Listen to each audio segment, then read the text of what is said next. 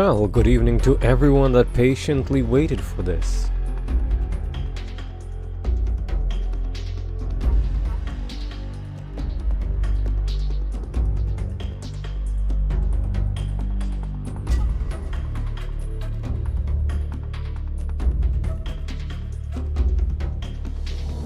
Oh. Good evening, Alduric.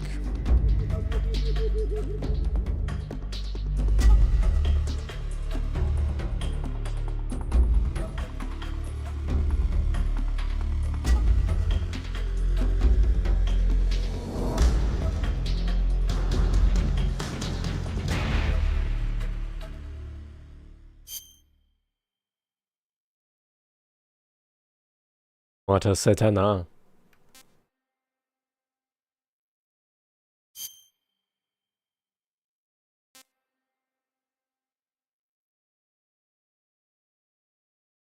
Which one do you like though, Alduric? Of the three options.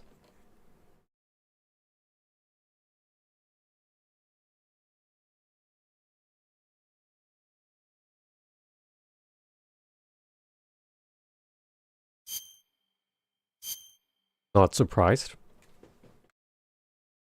After the end of World War II, the world was split into two, East and West. This marked the beginning of the era called the Cold War.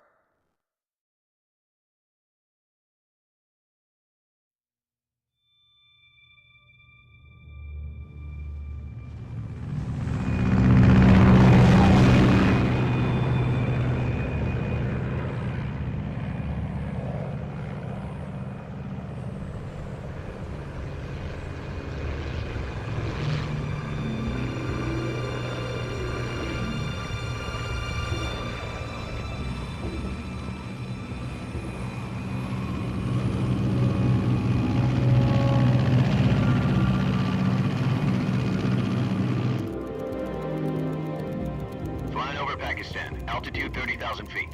Approaching Soviet airspace. 20 minutes to drop off. Commencing internal depressurization. Equipment check. Arm main parachute. All right. You ready to go? Drop zone still showing a high pressure mass. Cav okay. Good. We've got high visibility.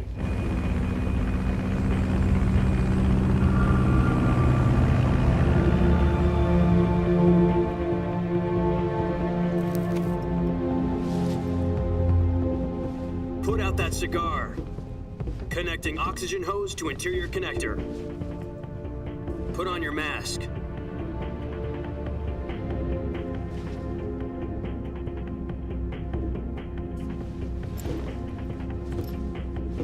Does this panty waste know what he's doing?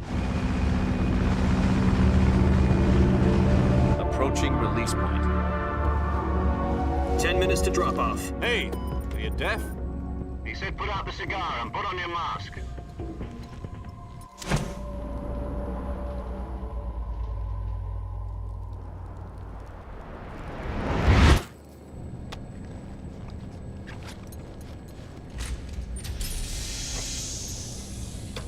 Depressurization complete. Checking oxygen supply. 6 minutes to drop off. Opening rear hatch.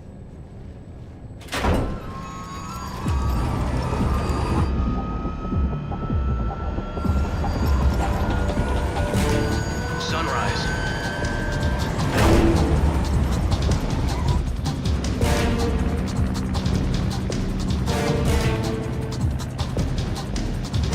External temperature minus 46 degrees Celsius. 2 minutes to drop off. Stand up. You'll be falling at 130 miles per hour. Try not to get frostbite from the wind chill. 1 minute to drop off. Move to the rear. Activate bailout model. This is one for the history books. The world's first halo jump. 10 seconds to drop off. Stand by. Status okay. All green. Prepare for drop off. Countdown. 5, 4, 3, 2, 1. Spread your wings And fly. God be with you.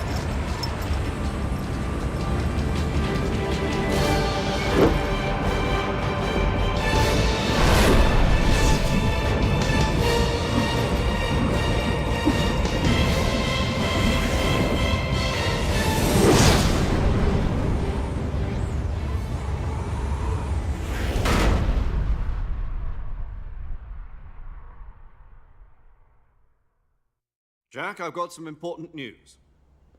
The head of the CIA has finally given us the green light for the virtuous mission. Virtual mission? No, the virtuous mission. The future of our Fox unit depends on it. If it succeeds, we'll be officially organized into a unit. Virtuous mission? Sounds like some kind of initiation ritual. You know, don't get cocky. This isn't a training op. Right. So what exactly is this wonderful mission? Well, about 2 years ago, a certain Soviet scientist requested asylum in the West through one of our moles. His name is Nikolai Stepanovich Sokolov. He's head of the OKB 754 Design Bureau, one of the Soviets' top-secret weapon research facilities, and the East's foremost expert on weapons development. Sokolov? Isn't he that famous rocket scientist? The very same. On April the 12th, 1961, the Soviets achieved the first manned spaceflight in history. The Earth was blue, but there was no God. Well spoken. The rocket that carried Yuri Gagarin to orbit was the A-1, known as the Vostok rocket.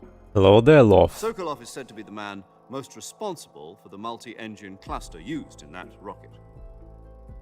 After Gagarin's flight, Sokolov left rocket development to become the head of the newly established Design Bureau. From a lowly technician to head of a design bureau, that's quite a success story, so why do you want to defect? It seems he'd become afraid of his own creations. Afraid? Call it a crisis of conscience. And for that, he left his country and his family behind and went over the fence? Not exactly. One of his conditions was that his family was also to be taken safely to the West. We used a mole to get the family out first, and succeeded in sneaking Sokolov over the Berlin Wall shortly afterwards. I was the one who conducted the operation. The security on the eastern side was still full of holes back then. Then what? We got Sokolov over in one piece, but the whole ordeal had left him exhausted, and we checked him into a hospital in West Berlin. It took him 2 weeks and more than 600 miles to get from the research facility in the Soviet Union to Berlin. He was in no condition to say anything coherent.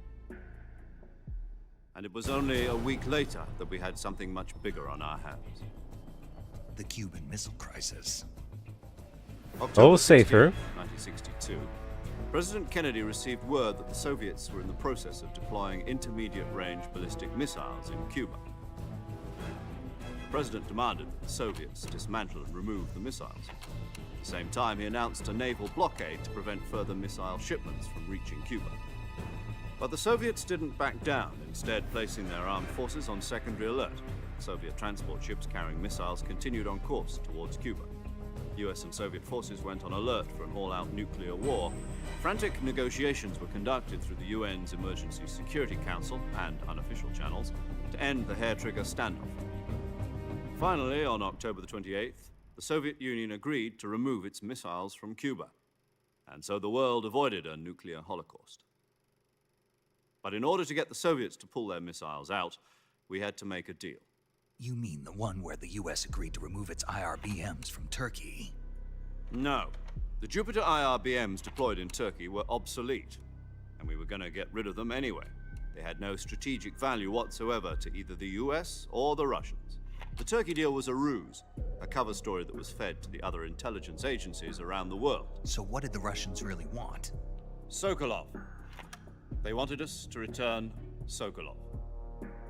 You mean the Soviets pulled out of Cuba just to get their hands on Sokolov? That's right. What the hell was he working on? At the time, we had no idea. We were running out of time. It was either give up Sokolov or risk full-scale nuclear war. Hello there, We had Trouble. no choice.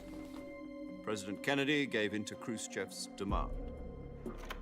The next day, I got Sokolov out of the hospital, handing him over to agents on the eastern side. Sokolov kept on screaming, "Save me," until he disappeared from my sight. Then a month ago, we received some new information from one of our moles. About Sokolov? Yes. He was taken back to the research facility and forced to continue working on the weapon in question under KGB supervision. What's more, it's on the verge of completion.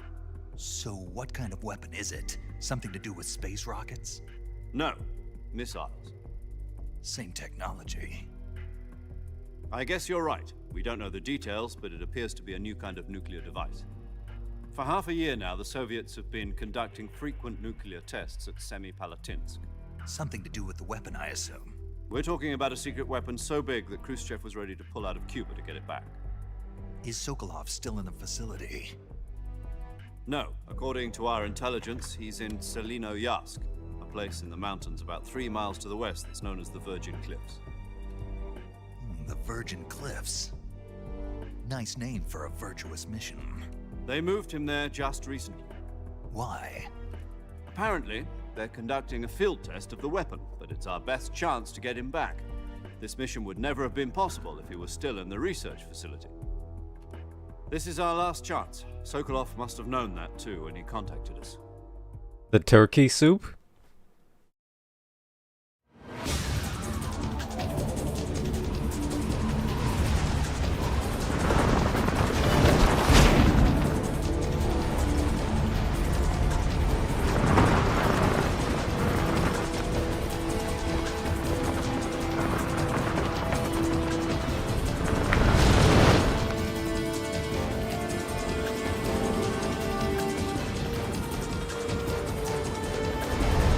Listen up, Jack. Your mission is to infiltrate Selino-Yarsk in the Soviet mountains, ensure the safety of Sokolov, and bring him back to the west.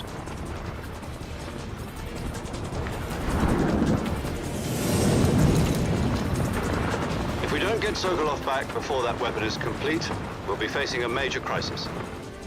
The clock is ticking.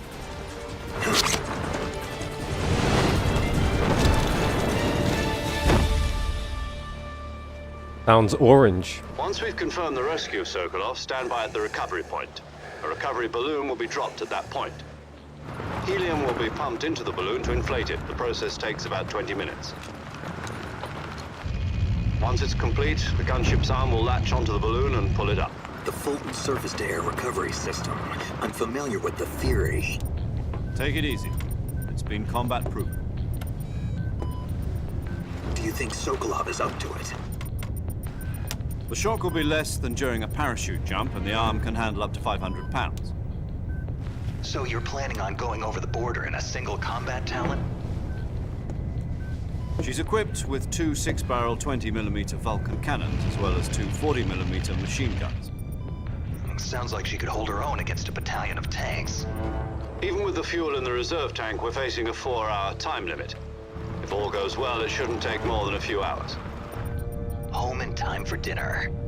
But if anything goes wrong, You'll be eating dinner, breakfast, and all the rest of your meals in the jungle.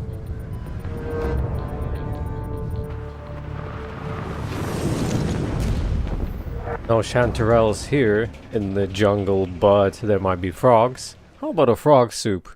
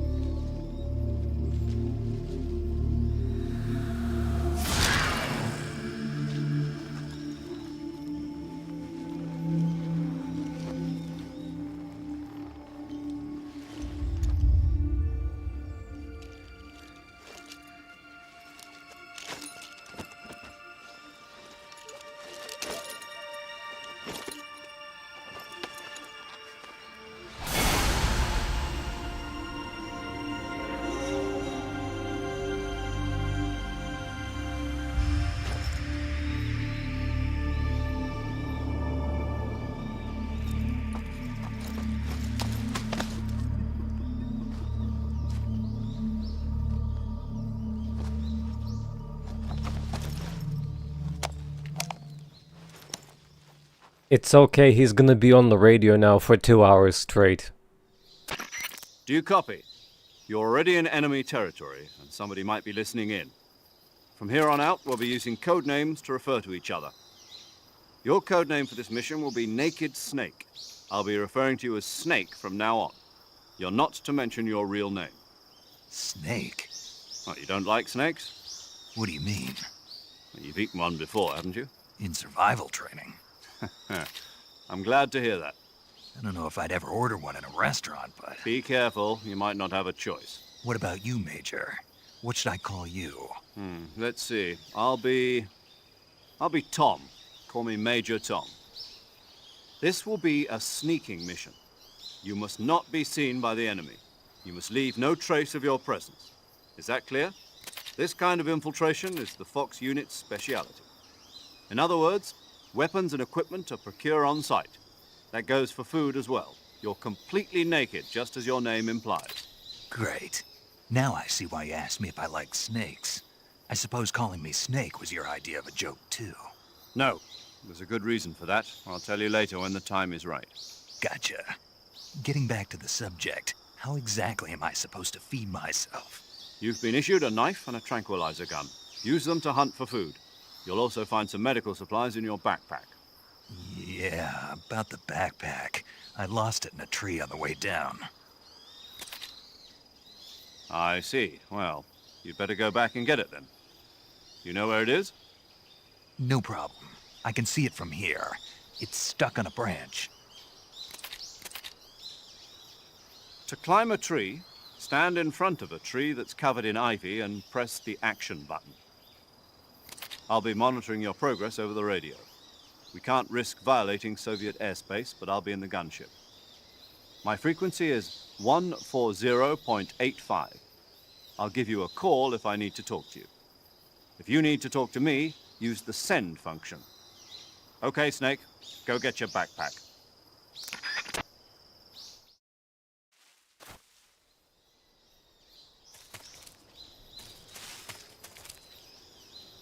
Let's go make that frog soup. Have 1 calorie, mate, I guess.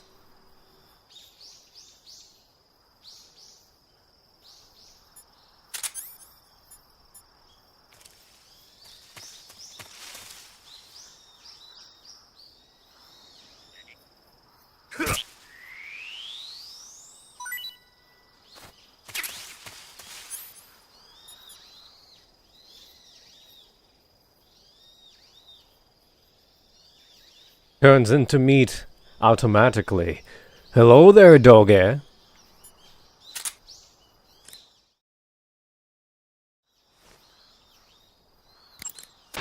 Snake, first you need to find that backpack you lost on the way down. Your backpack got caught on a tree to the north. Try heading in that direction.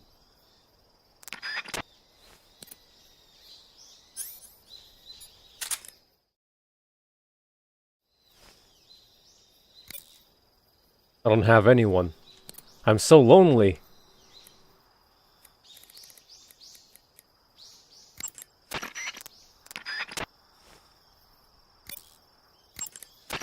Snake, you said your backpack got caught on a tree branch, right? Yeah, Was there ivy growing on the tree? there was, but... Perfect. Perfect? Indeed.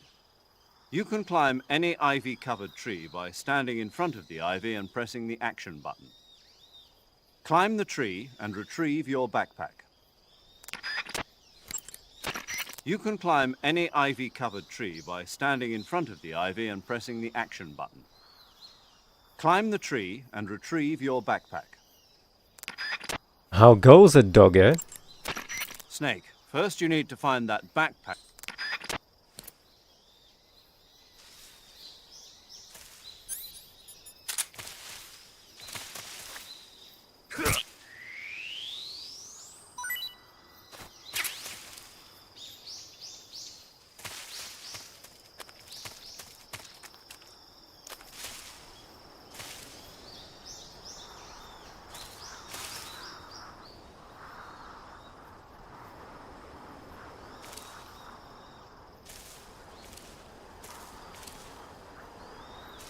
I don't think it's poison ivy, just a regular one. Oh yeah, the shrooms.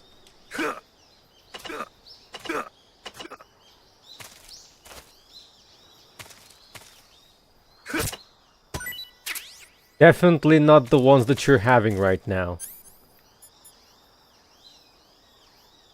Oysters.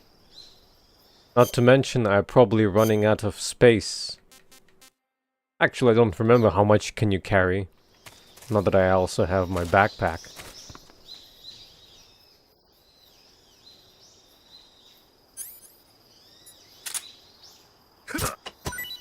I've forgotten most of the Keraton locations. I suppose the first one is in a hollow tree.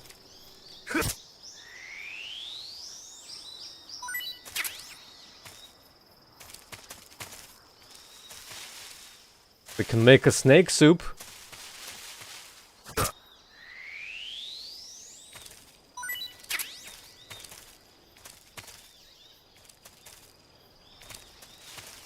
I think I liked hunting wildlife in 3 more than playing the game.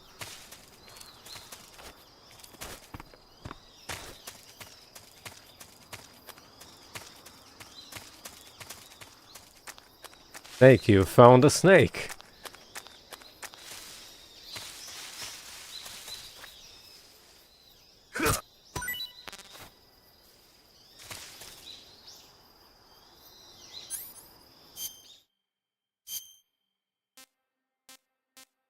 Oh, what are we eating tonight?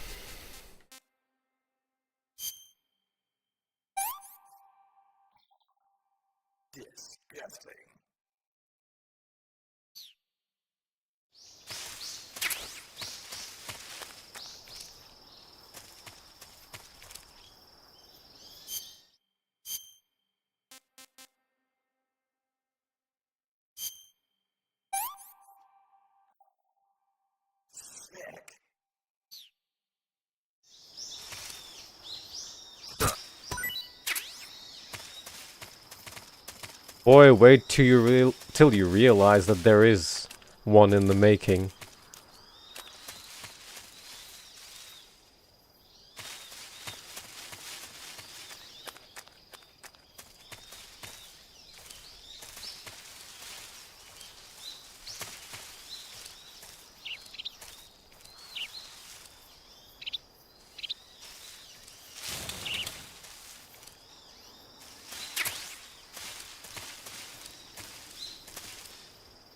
Yeah, it was announced some time ago.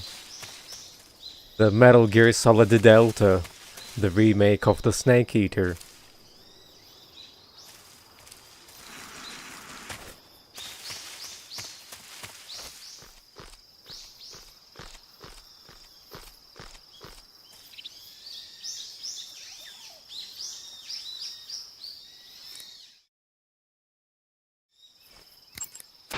Snake, did you climb that tree? Yes. Good. So the backpack? Not yet. Not yet? Don't tell me you went up the tree just to take in the view. Yes. Well, I must admit that's not a bad idea. Climbing a tree does give you a wider range of view. You can use it for scouting. But what you need to do now is retrieve your backpack. Understood? Yeah. The backpack is on the branch pointing east on that tree, right? Walk along the branch and get it. Be careful not to fall. You should be able to grab your backpack if you hang from the branch by pressing the action button.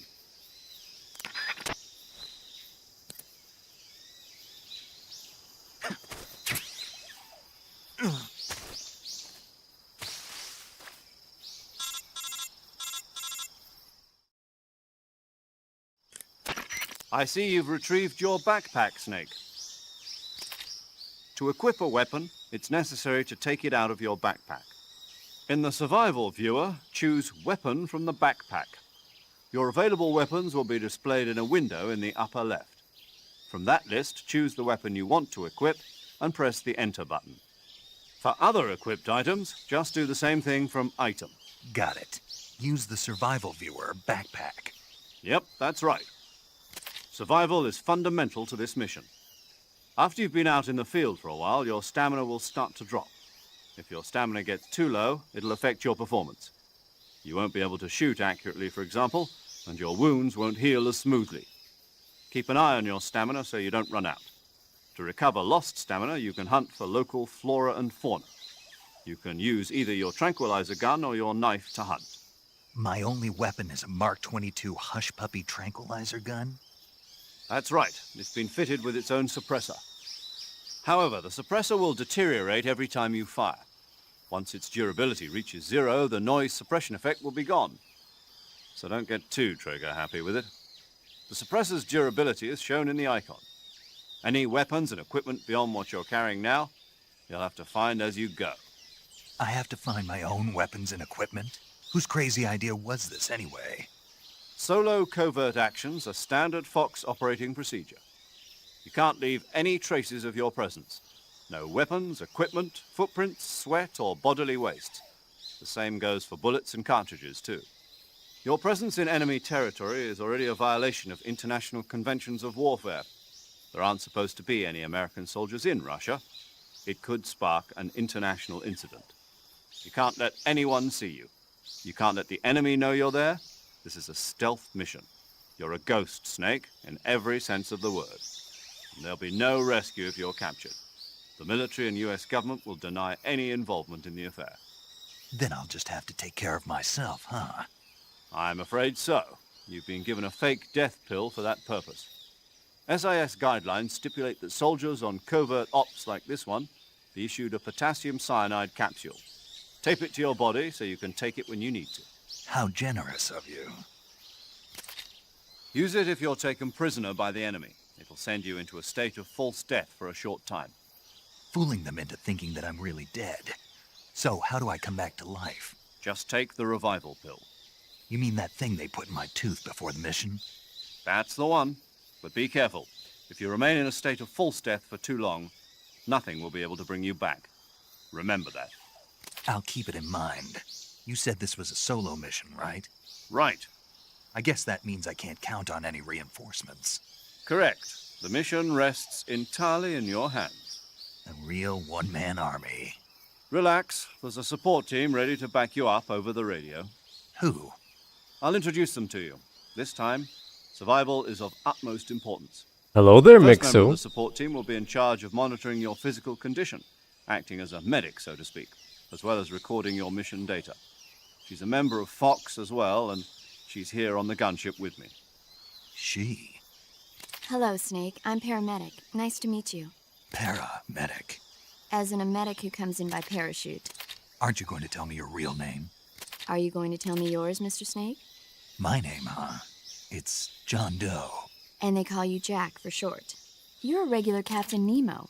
A name means nothing on the battlefield. After a week, no one has a name. What's your name? Jane Doe.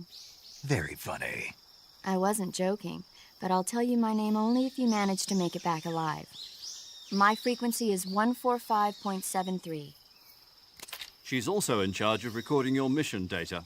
Whenever you want to save, send a message over the reserved save frequency, 140.96. So saving lets me record my mission data. That's right. It also records the state of your health. Good to know. There's one more person I want to introduce you to, Snake. Huh? Speaking of snakes, you remember the boss, don't you? A legendary soldier and your mentor. Nope. Actually, it was the boss that got the DCI's authorization in the first place. She's going to be serving as Fox's mission advisor. Boss is? She also helped me plan this mission. She and I were at SAS together. Jack, is that you? How many years has it been? Boss? That's right. It's me. Talk to me. Let me hear your voice. It's been 5 years, 72 days, and 18 hours. You've lost weight. You can tell just by the sound of my voice. Of course I can. I know all about you. Really? Well, I don't know anything about you. What's that supposed to mean? Why'd you disappear on me all of a sudden? I was on a top-secret mission. You didn't need me anymore. But there were still so many things I wanted you to teach me. No, I taught you everything you needed to know about fighting techniques. I taught you all I could. The rest you needed to learn on your own. Techniques, sure. But what about how to think like a soldier? How to think like a soldier? I can't teach you that. A soldier needs to be strong in spirit, body, and technique. And the only thing you can learn from someone else is technique. In fact, Technique doesn't even matter. What's most important is spirit. Spirit and body are like two sides of a single coin. They're the same thing. I can't teach you how to think. You'll just have to figure it out for yourself. Listen to me, Jack. Just because soldiers are on the same side right now doesn't mean they always will be. Having personal feelings about your comrades is one of the worst sins you can commit. Politics determine who you face on the battlefield. And politics are a living thing. They change along with the times. Yesterday's good might be tomorrow's evil. Is that why you abandoned me? No, it had nothing to do with you. I already told you, Jack. I was on a top-secret mission. A soldier has to follow whatever orders he's given. It's not his place to question why. But you're looking for a reason to fight. You're a natural-born fighter, but you're not quite a soldier. A soldier is a political tool, nothing more. That's doubly true if he's a career soldier. Right and wrong have no place in his mission. He has no enemies and no friends. Only the mission. You follow the orders you're given. That's what being a soldier is. I do whatever I have to get the job done. I don't think about politics. That's not the same thing. Sooner or later, your Hello there. conscience is going to bother you. In the end, you have to choose whether you're going to live as a soldier or just another man with a gun. There's a saying in the Orient, loyalty to the end. Do you know what it means? Being patriotic. It means devoting yourself to your country. I follow the president and the top brass. I'm ready to die for them if necessary. The president and the top brass won't be there forever. Once their terms are up, others will take their place. I follow the will of the leader, no matter who's in charge. People aren't the ones who dictate the missions. Then who does? The times. Hello there. People's values change over time, and so do the leaders of a country.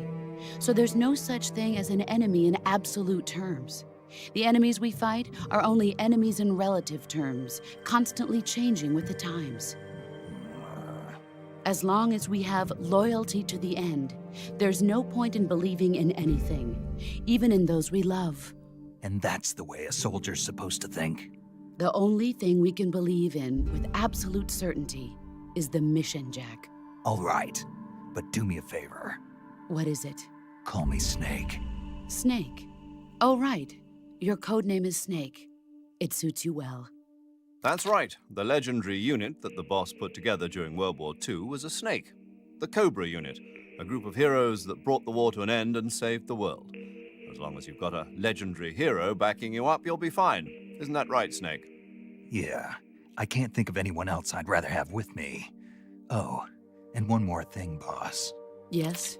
It's good to hear your voice again. Same here. After all, who knows if either of us will make it out alive? Snake, you are always best at urban warfare and infiltrating buildings. But this is the jungle. Survival is going to be key. Those CQC techniques I taught you are sure to come in handy. CQC? Close quarters combat, huh? I've been in the Green Berets for the past few years. I'm probably pretty rusty. Not to worry. I'll be here to help you remember.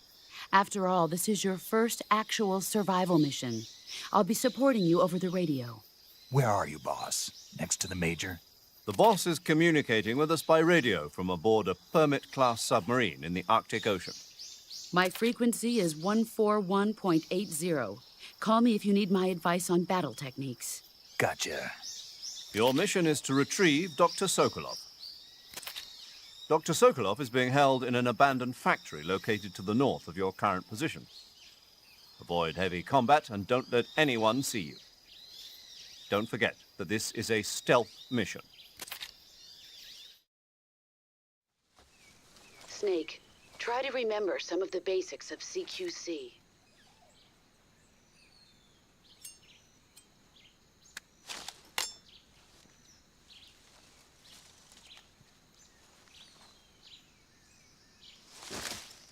Commencing virtuous mission now.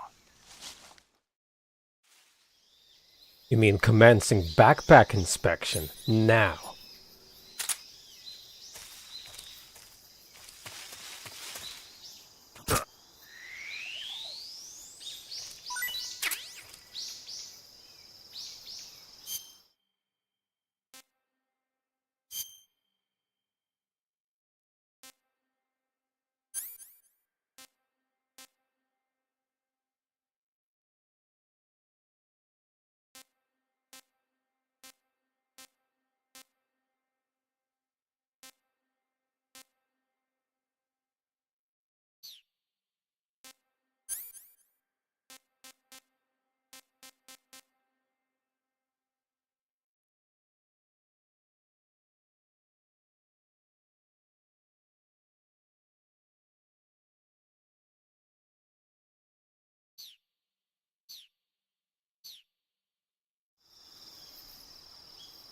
Evening counter.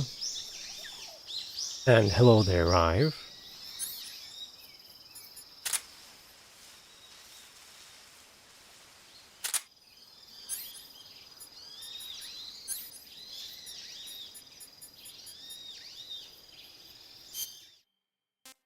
Oh yeah, it removed everything I had.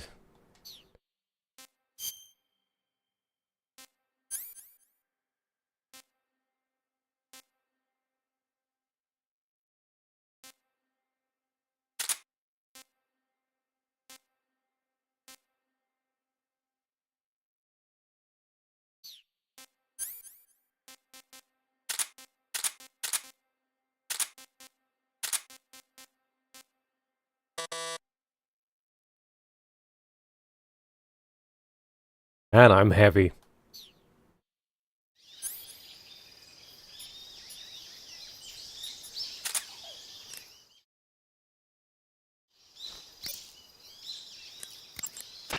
I see you've captured a giant anaconda.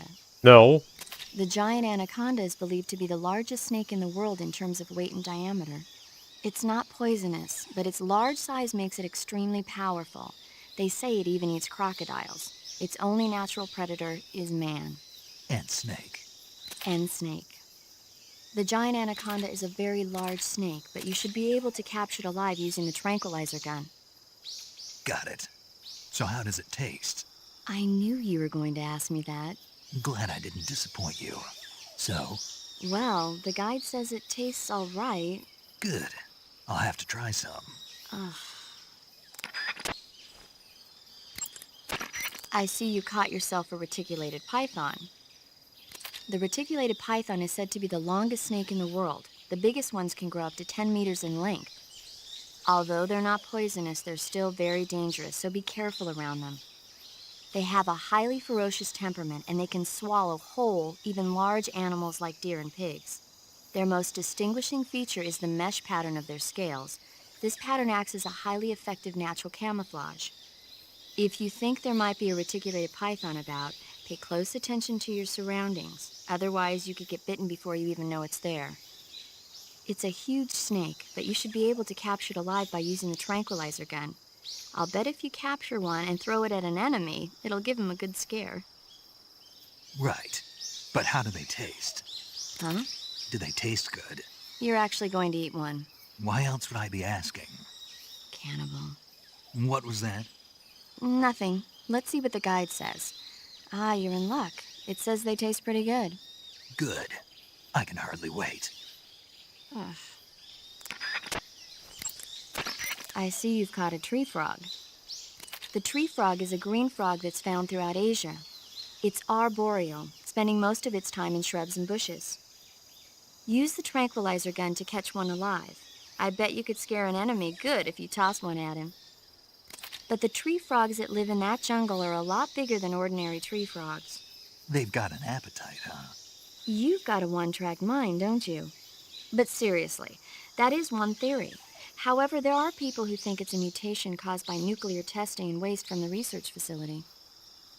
Yeah, I ate one, but it didn't taste that great. Is that all you ever think about?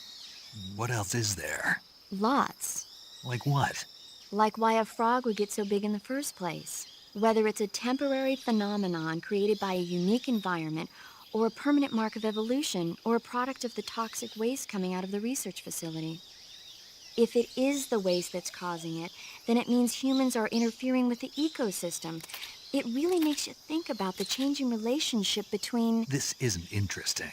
Oh, fine. Be that way. Drops the call. I see you found some Russian oyster mushrooms. The Russian oyster mushroom is an edible variety that belongs to the shimeji family. It's known to be particularly rich in vitamin B1 and niacin. Apparently, it's usually found growing on tree stumps and hollow logs, so look there if you want to eat some. I tried some, but they weren't all that good. Really? I think they're great. You just lightly saute them in butter with some potatoes, add a little salt and pepper, and... How am I supposed to saute them out here? You're not. I'm just saying that...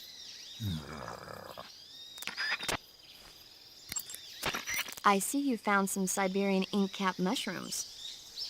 The Siberian inkcap is a mushroom from the inkcap family. Its life cycle is transitory.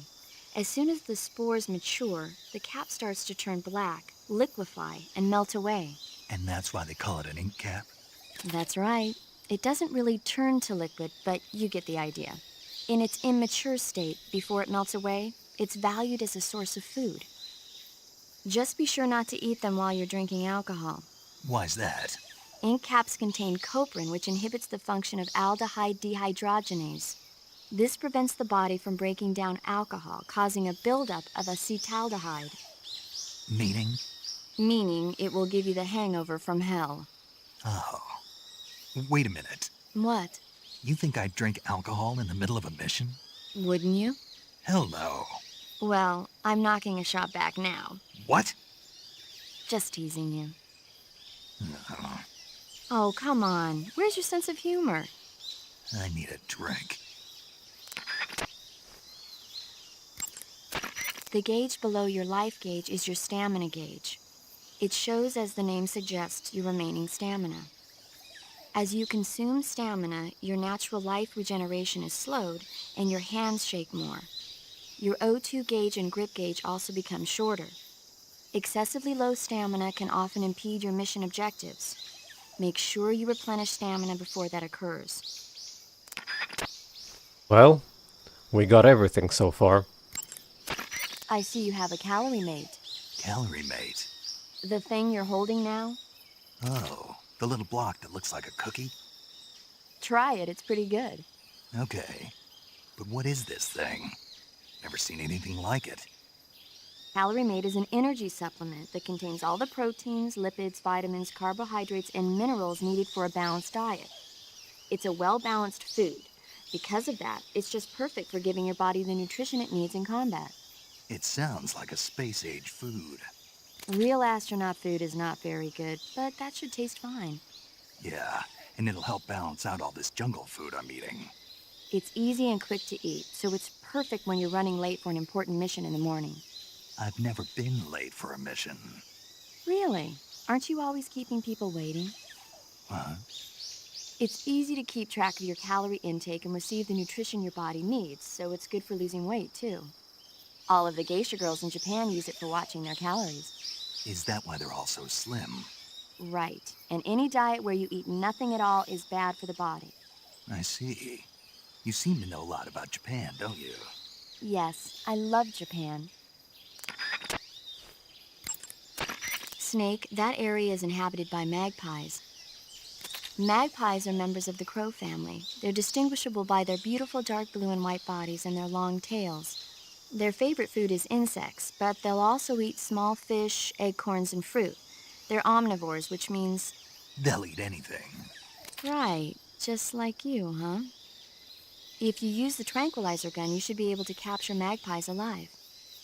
Okay, so how do they taste? You always ask me that. Naturally. So? I've never heard of anybody actually eating a magpie, but I suppose there's no reason you couldn't. You don't say. Oh. Delicious. Eat food to recover stamina. Capture plants and animals to get food. I have information on the local plants and animals, so don't hesitate to ask. To take a rest, all you have to do is save and exit the game. The next time you load your saved data and continue the game, your stamina and life will have recovered. How much they recover depends on how long of a rest you take.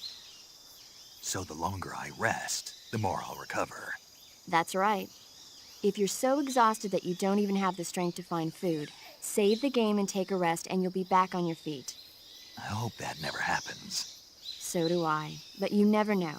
Just don't forget, okay? I won't. Never ever used that mechanic. To eat food, press the Start button to enter the survival viewer, then select Food. Select the food you want to eat and press the Enter button. Select Eat, and you will eat the selected food. When you eat, you will recover your stamina, but the extent of recovery depends on what you eat. When your stamina is down only slightly, you should save your tastier morsels for later.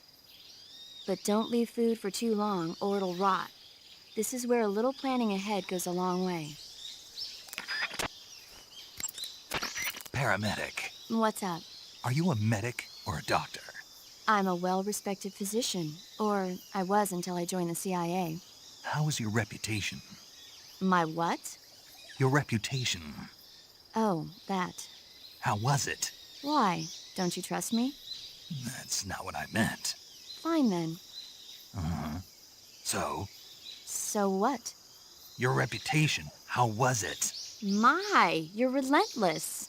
Hey, I'm a snake. So, My reputation was spotless. I'm highly skilled, patient, and good-looking to boot. Everybody wanted to see me. What else would you expect? No, seriously. Incidentally, her nickname back then was Quack. Major. is that true? Is what true? About your nickname. No. Well, maybe a few people did call me that. So you were a quack. No. Well, yes and no. I mean, in a sense I was, but then again I wasn't. Snake, her skills as a doctor are beyond reproach. You have my word on that. Yes, that's exactly what I was trying to say, Snake. Then why did they call her quack? It's because she... Never mind that. It doesn't matter.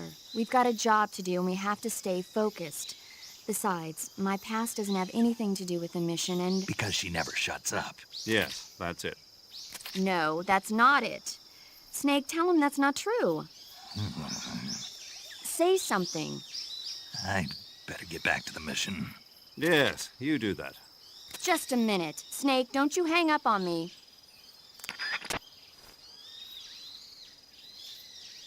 Well, there you have it. A fruit called the Russian false mango grows in that area. The Russian false mango is a mango-like fruit found only in Selino-Yarsk. The egg-shaped fruit is sweet and tangy with a pleasing aroma, just like a mango. Also, the seeds can be used to make a medicine that aids in digestion. It might come in handy if you ever have an upset stomach. If you have any questions about stamina or healing, just ask me. I'm I'll tell you asking. everything you need to know. It'll have to be over the radio, though.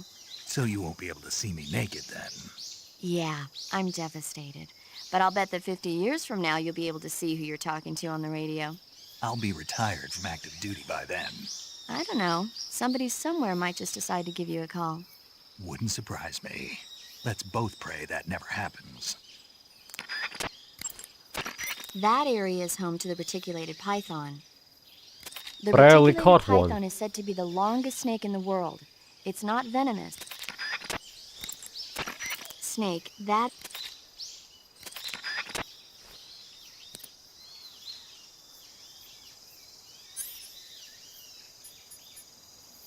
Let's get some magpies.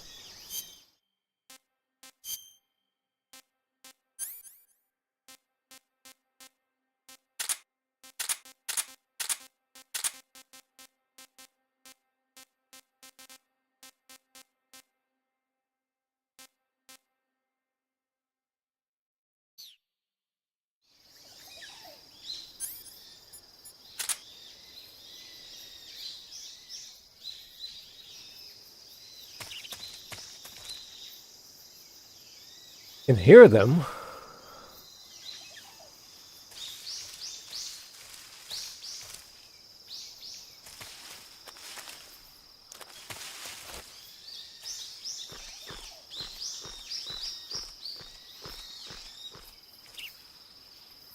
Okie dokie.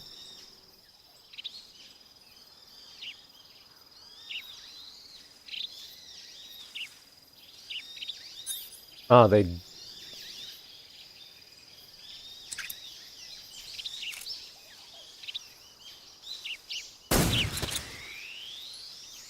Got one.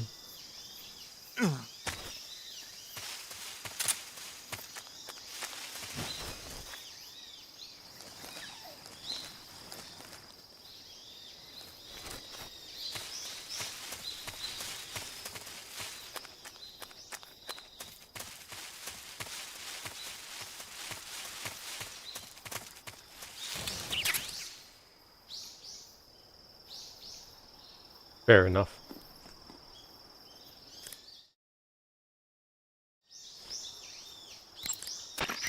Snake, that area should be in...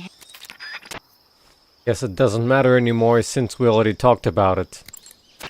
Say, Snake, about that helmet and oxygen mask you took off right after you parachuted in? Oh, those? Those are the helmet assembly and oxygen system assembly I used to make the halo jump. The helmet is fitted with a bayonet fastener that attaches to the oxygen mask. It's also got earphones and a boom mic. I'm not interested in all that stuff. So why did you bring it up? It reminds me of something. Reminds you of something. Yeah. The mask. Yeah, but I can't remember what it is, and I can't stop thinking about it. That's what you've been thinking about? Yeah, every time I'm about to remember it, it slips away from me again. Don't you just hate that? Mm-hmm. I know I've seen it somewhere before. Any ideas? How would I... That's it! What? The fly! The fly? Yeah, it finally came to me. You look just like him. Oh, I feel better. The fly? From the movie, The Fly? You've never seen it? No. Jeez, where have you been? It's about this scientist who's conducting teleportation experiments when he gets mixed up with a fly and ends up with the fly's head attached to his body. Never heard of it. That's too bad. It's a good movie. You should be able to find Russian oyster mushrooms in that area. Yeah, I do have one in my backpack, imagine You should that. be able to... Snake, that area... I give up. Snake, do you see any tufts of grass? Yeah, What kind of grass? just ordinary grass. Nothing special. You should check it anyhow. It's pretty thick grass, about waist high. If you crawl into the grass, you can advance undercover. When you do, the camera automatically switches to intrusion view. If you want to stand up again, press and hold the crawl button once more. If you press the crawl button briefly, you'll crouch in that spot. This allows you to observe things without blowing your cover. Got it? Yeah, but But what? was that the only reason? What do you mean? You had me check it just so you could tell me that? That's right. Pretty useful, huh? Right. Shall we carry on? By all means. Even when hidden in grass, if you make a noise, your enemies will locate you. When enemies are nearby, move with slight movements of the left stick. That way, you can proceed with minimal disturbance. Sounded kinda re-recorded. Sokolov should be at the abandoned factory to the north, so head in that direction. Snake, intelligence indicates that that area is outside the enemy's cordon, so you shouldn't have any unexpected encounters with enemy patrols. I think it will be a good idea to take this time to get accustomed to using your camouflage, hunting for food, and navigating the survival viewer. If you have any questions about camouflage or CQC, ask the boss. The boss's frequency is 141.80. Paramedic is the medical correspondent for this mission. Ask her about hunting for food and medical treatment. Also, she has documents detailing flora and fauna in the operation locale. Contact her if you need detailed information on any of the plants and animals in your area. Then you might be playing the wrong game, Laff. Snake, remember that this operation is a solo sneaking mission. We'll be providing you with support over the radio, but out in the field, you're on your own. There's no backup. And there's no way you'll survive a battle with a large enemy contingent. Avoid engagement whenever possible. Your highest priority in this mission is staying out of sight. Snake, when your stamina gets low, it negatively affects your physical abilities. You've got to replenish your stamina before it runs out. The gauge below your life gauge is your stamina gauge. It Yeah, shows, you told as me. the name suggests, your remaining stamina. As you consume stamina, your natural life regeneration is slowed, and your hands shake more. Your O2 gauge and grip gauge also become shorter. Excessively low stamina can often impede your mission objectives. Make sure you replenish stamina before that occurs. Yeah, you told me. Eat food to recover stamina. Capture plants and animals to get food. I have information on the local plants and animals, so don't hesitate to ask. Your actions can lower your stamina. The more demanding the activity, the more stamina consumed. Exactly. Walking slowly will conserve stamina, while actions like rolling, crawling, and stalking consume large amounts of it. Try your best to avoid unnecessary actions in order to conserve stamina. Don't really think that's necessary on this difficulty, to be honest. Snake, use the survival viewer to pick your camouflage, treat wounds, and eat food. Ask the boss or paramedic about the details. The boss's frequency is 141. Major, What is it? it's about your code name. Major Tom? Yeah, where'd you get that name? From a tunnel. A tunnel? That's right. Snake, have you seen the movie The Great Escape? No. It's a movie about a determined group of Allied POWs trapped in a German POW camp who plan an escape. The POWs dig 3 tunnels for their escape. They named them Dick, Harry, and Tom. I see. So Tom was an escape tunnel. Did they make it? Out of the camp? Of course. One of the tunnels was even discovered before it was finished, but eventually they do make it out. I get it now. So Tom was the tunnel they used to escape. Yes, that's right. What is it? Well, actually, I'm not sure if I remember correctly. Major. Oh, it's all right. It's Tom, Snake. Tom is the escape tunnel. Yes, no question about it. Snake, in order to carry out the mission without being spotted, you must learn to detect an approaching enemy well ahead of time. Press the first-person view button and use the first-person view to constantly check your surroundings as you proceed. Use your eyes to Press the see. first-person view button to switch to the first-person view. In first-person view, you can look at your surroundings through your own eyes. The overhead view's range is limited. If you plow ahead using only the overhead view, you put yourself in danger of running into an enemy without even realizing he was there. Make regular stops and check your surroundings with first-person view. Okay, Snake? You can use an equipped weapon during first-person view. This is called a first-person view attack. When using first-person view attack, you can direct your line of fire up, down, left, or right. The first-person view attack is a fundamental part of gunfighting. It allows you to aim in directions impossible to hit with the overhead view, like shooting enemies that are above or below you. It also makes it possible to aim for your enemy's weak points. When you need to take an enemy out in one shot, use a first-person view attack and aim for the head. Snake, making it harder for the enemy to spot you isn't the only advantage to maintaining a high camo index. The harder you are to distinguish from your surroundings, the harder you are to hit. In other words, the enemy's shots will miss more often. Do everything you can to keep your camo index high at all times. Well, he sounds very excited. Snake, be careful. The way to change between standing, crouching, and crawling has changed slightly from the methods learned in training. When standing, press the crawl button briefly to crouch, and press and hold to take a crawling position. Since by crouching you take a lower position, it has a higher camo index than standing. And the added stability of crouching lessens the effect of gun recoil.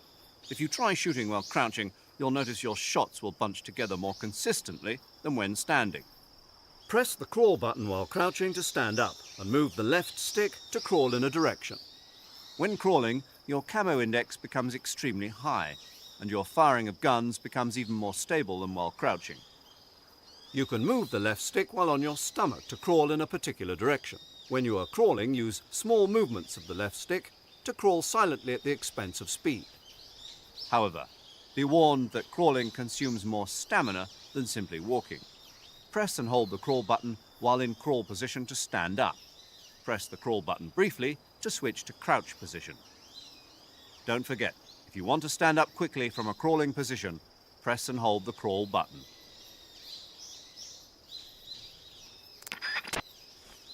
That moment of silence. Speaking of silence, that's a long Alduric smoke. Listen up, Snake. Keep in mind that this operation is strictly covert. Engagements should be avoided. If you must dispose of an enemy, do it with the tranquilizer gun. Yup. Sweet dreams, Boy Scout. That's right. And by the time he wakes up, you and Sokolov will be safely out of the country. Sipping hot coffee on a plane back home. What did you say? What did you say? Sipping hot coffee on a... You're gonna drink that foul mud? On the victory flight home? Okay, then. What would you drink? Tea, of course. Snake, the fake death and revival pills we gave you are the latest in internal medicines developed for intelligence ops by the CIA's technology division.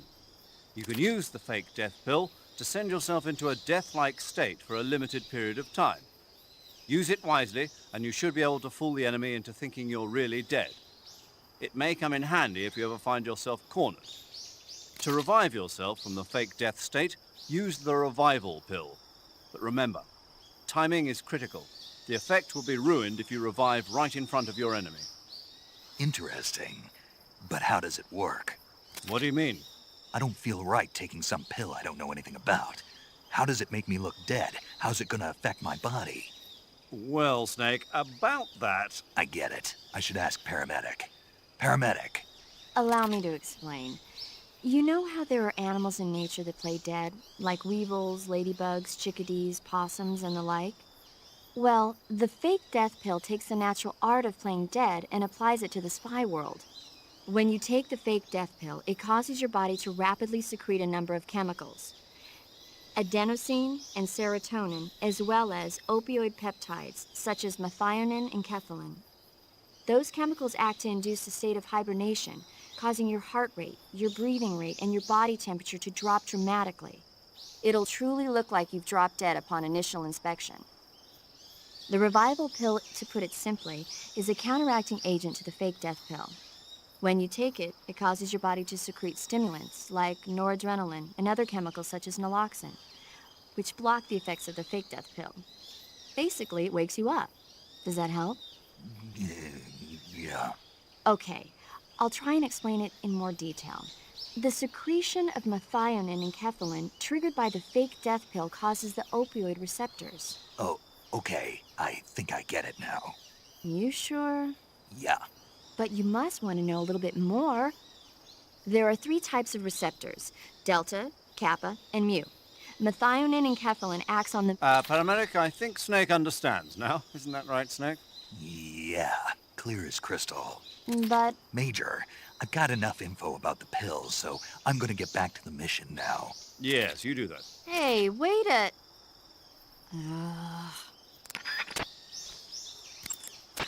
When you're in the jungle, determining the position of your enemies is important. That's why you've been supplied with sensors. Use them well. The motion detector senses activity in your immediate vicinity. However, in the jungle, a lot of things other than your enemies are moving. Animals moving around will show up on the sensor just like anything else. Also, the motion detector is only so sensitive. Don't forget that certain enemies and animals that make only slight movements will not be detected. Press the left stick to initiate the active sonar and emit a special sonic wave. The reflected sound from the sonic wave reveals the positions of targeted objects. In contrast to the motion detector, the active sonar reveals still objects as well. However, there's a risk that the sound of the sonic wave will reveal your position to enemies and animals, so be careful when using the active sonar.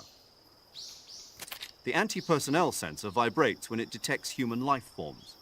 Unlike other sensors, the anti-personnel sensor has been adjusted to react to humans only, eliminating noise from animal detection. It can detect hidden, unmoving enemies, and the use of it doesn't betray your own position. But on the other hand, its accuracy lacks a bit, as it has trouble revealing the exact position of detected bodies. Keep that in mind. When you use it during first-person view, it'll work only in the direction you're facing. Your sensors and other electronic devices cannot be used indefinitely. Once they're activated, they consume battery power. Remember, all items draw power from a single battery.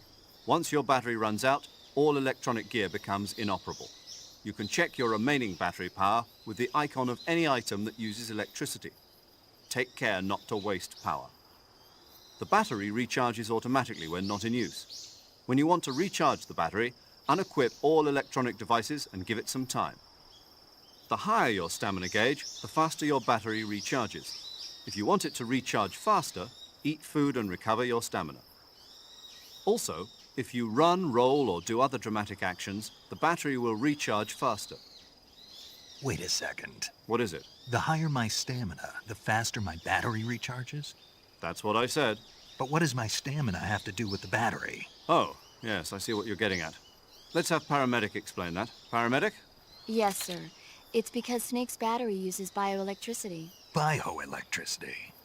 Bioelectricity is electricity emitted from cells. When the cells of living things are stimulated, sodium and potassium ions move rapidly through the cell membrane's ion channel, creating a difference in electric potential. The battery uses that energy to recharge. So unless your cells have plenty of nutrients, the recharge won't work well. Amazing the kind of machines that are available now. But this machine has not been made public.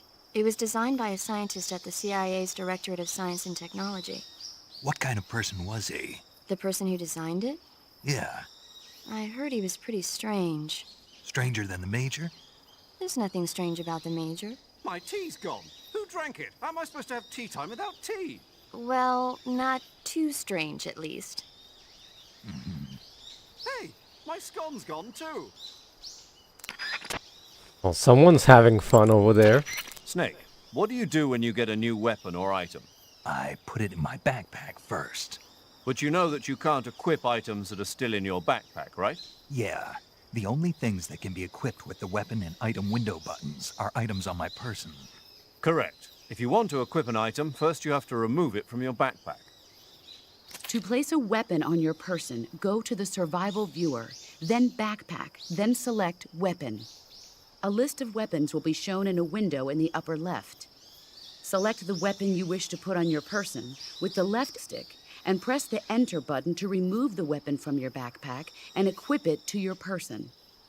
However, you can only carry so many weapons at once on your person.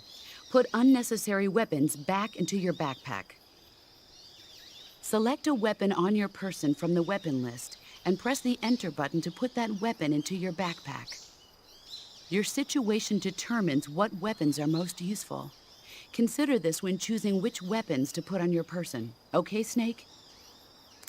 That's a lot of person. Hello there. Major, what kind of place is this secret design bureau that Sokolov is heading?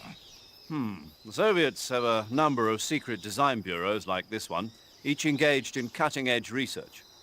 OKB-1, the bureau where the Voskhod spacecraft was developed and which plays a leading role in the Soviet space program, is one of those installations. Most of them are located in secret cities, built in isolated areas, and we don't even know their exact locations, much less the nature of their research. And Sokolov's OKB-754 is the most secret bureau of them all. The intelligence communities of the West have tried time and again to find out what they're working on, but they've failed consistently. So you have absolutely no idea what Sokolov is developing? We've got nothing. Then how did you get the information for this mission? It can't have been from Sokolov. From the boss. The boss? That's right. She has her own intelligence channels that she cultivated during the last war. She shared what she learned with us. But we were able to get the green light for this mission at all as thanks to her pull with the powers that be at the CIA. In other words, this mission would never have come together without the boss's help in a number of respects. Now we can have 8 hours of codec calls. How about that? Snake, aiming your gun during first-person view is a bit different from what you're used to in training. When you aim your handgun in first-person view, align the front sight and the rear sight of the gun with the target, then fire. No laser sight? What? A laser sight. I heard the military was developing them, but... You want a laser sight? A well-trained soldier has no use for a laser sight. No training wheels on this mission, Snake. For the assault rifle and certain other weapons, pressing the weapon button will first ready the gun for shooting from the hip. If you're in a close quarters fight or other situation that requires immediate action, fire from that position. Observe where your shots are hitting and correct your aim accordingly. I understand, but that doesn't sound too accurate. Of course not. So when you require pinpoint targeting, like when firing from afar or sniping, hold the aim button to aim. Carefully align your front and rear sights to concentrate fire and gain a sharper view on your target. In the 2 years since Sokolov's asylum operation, I've spent all my time making preparations. And now is the Well, time to show we some do results. have 4 Fox is a hours next-generation trouble. espionage organization designed to update us for 21st century operations that I propose to the CIA. Fox sends individuals who excel in espionage and special tactics on solo sneaking missions like this one. A next-generation unit that combines the skills of special forces units like the SAS and Green Berets with the know-how of an infiltration and espionage unit. Military politics never was my strong suit. What I'm trying to say is stealth. This is a stealth mission, crucial to the coming Cold War. The CIA director has always frowned upon Fox, but if this mission succeeds, Fox will be added to the CIA as an official unit. I intend to make Fox the leader in special operations. And to that end, this mission must succeed. Right. I'm counting on you, Snake. Snake, the Soviet troops are not your only enemies. How do you mean, Nature. boss? Poisonous snakes, scorpions, crocodiles, hornets. There are dozens of dangerous life forms living in Selinoyarsk. There are even poisonous mushrooms and frogs, and other plants and animals that you must not eat. In order to survive in nature, you have to know nature. Paramedic has information on the flora and fauna in each area. Ask her for the details. 15 hours of paramedics rumblings by any chance? Snake, I don't recommend running around wildly. You need to determine when it's best to run and when it's best just to walk. Move the left stick slightly to walk. You won't move very fast, but it consumes little stamina, and enemies are less likely to detect you. When you are near enemies or when you need to conserve stamina, those are good times to walk. In most areas outdoors, your footsteps will create some noise, even if you walk slowly by using small movements of the left stick. This could alert nearby enemies to your presence. If you need to sneak up behind an enemy, use a directional button to utilize stalking. Stalking is a movement technique that eliminates even the sound of your footsteps. Stalking involves putting your weight on your rear foot, then stepping forward slowly with your front foot. Before putting down the front foot, use the tip of your foot to check for dangerous objects or branches that might create a noise when stepped upon. Once you've determined the spot is safe to step on, slowly lower your foot to the ground, placing it down from the outside edge first, and then slowly lowering your weight onto the foot. Throughout the entire process, you have to strain your calves to retain balance. But all you need to do is press the directional button in the direction you wish to move. When stalking, you can move without creating sound with your footsteps. And since your posture is low while stalking, you are that much less likely to be spotted by the enemy. Since you move cautiously while stalking, you will be able to detect a trap on the ground before it is set off. However, the slow, concentrated movement while stalking consumes high amounts of stamina. Switch between walking and running with the left stick and stalking with the directional buttons depending on the situation. Be recorded.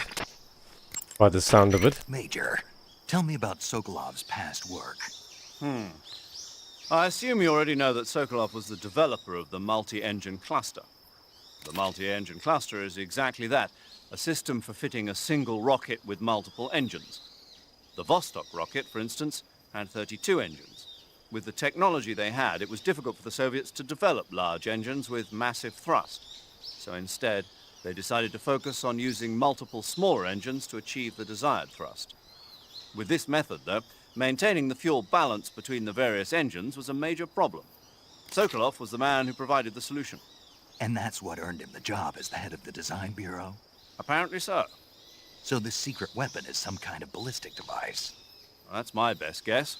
We don't know for sure, but You'll find out soon as I get Sokolov out of here. I'm counting on you. With an equipped weapon in overhead view, press and hold the aim button to lock your line of fire while moving in any given direction. Use this for charges or retreats, or any other time that you want to concentrate fire in one direction while moving.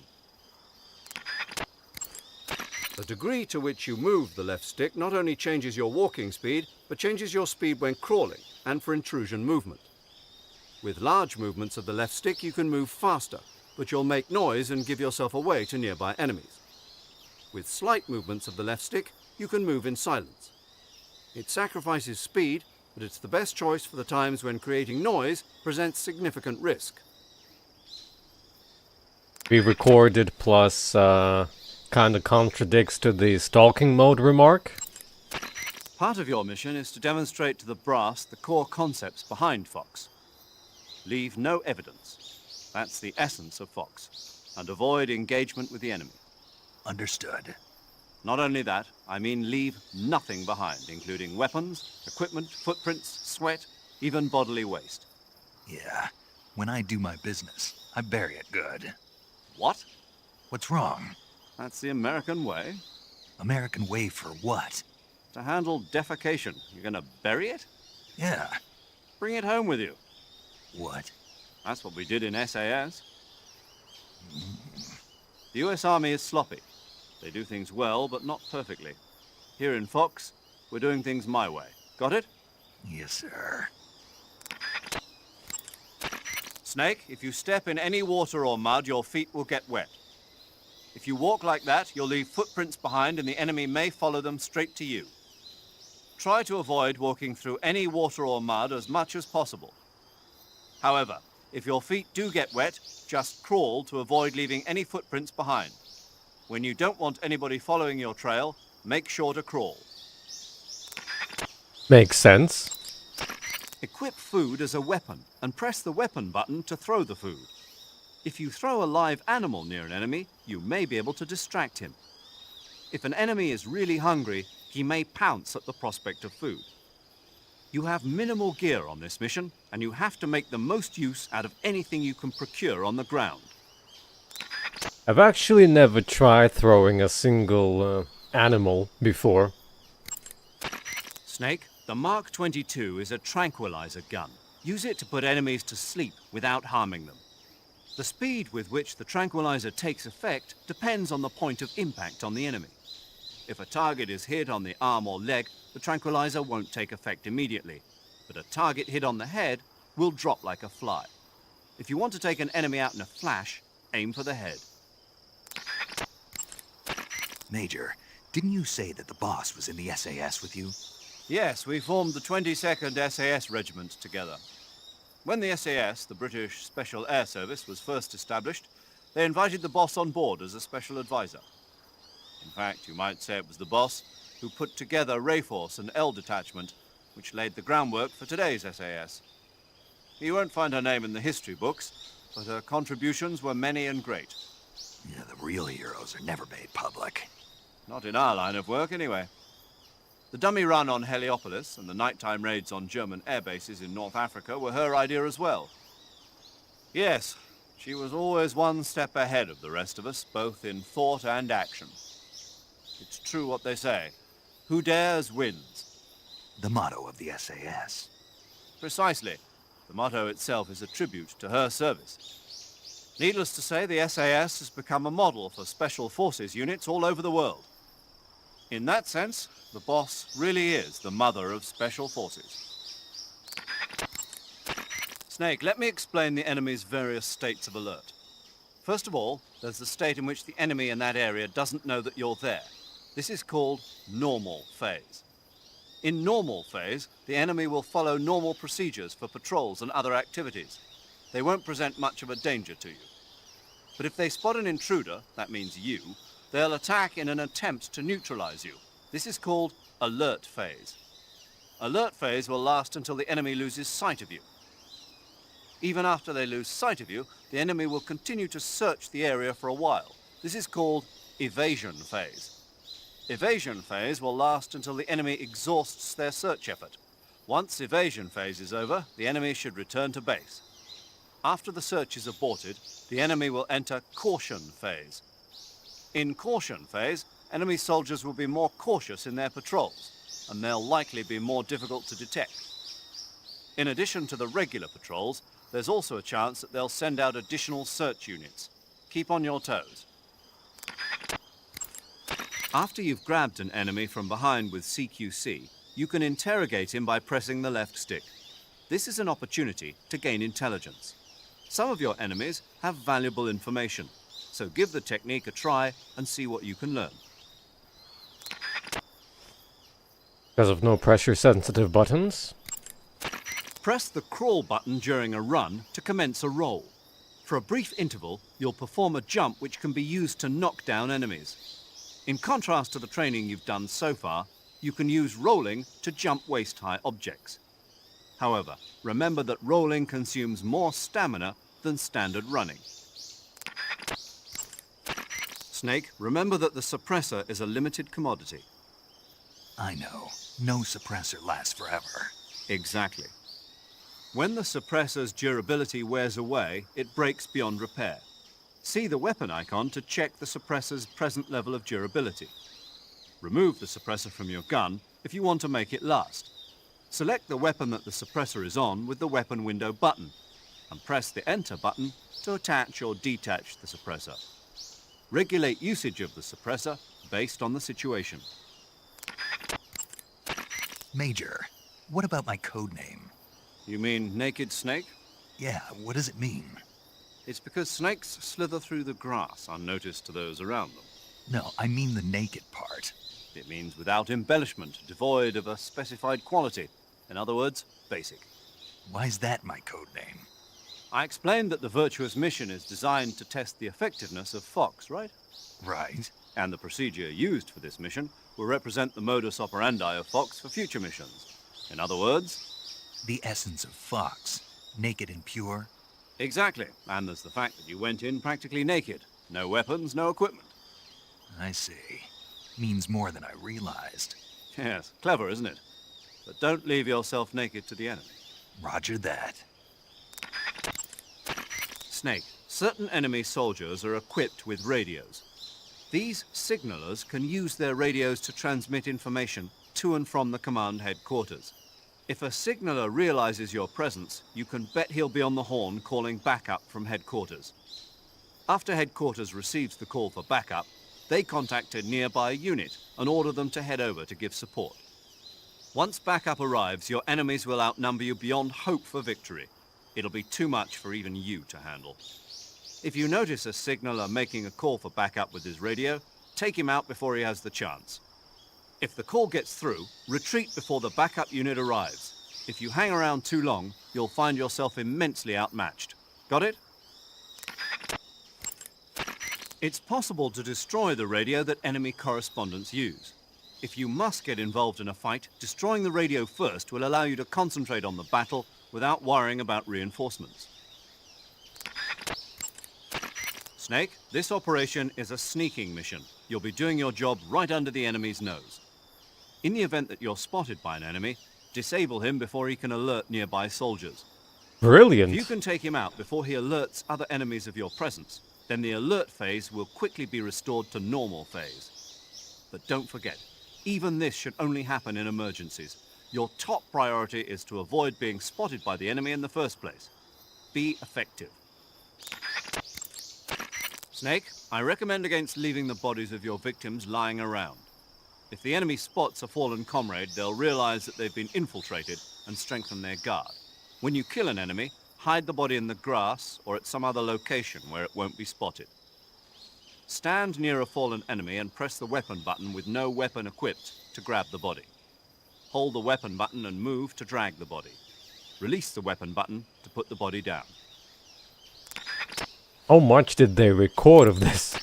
Snake, the damage that an enemy takes from your gun depends on where you hit him.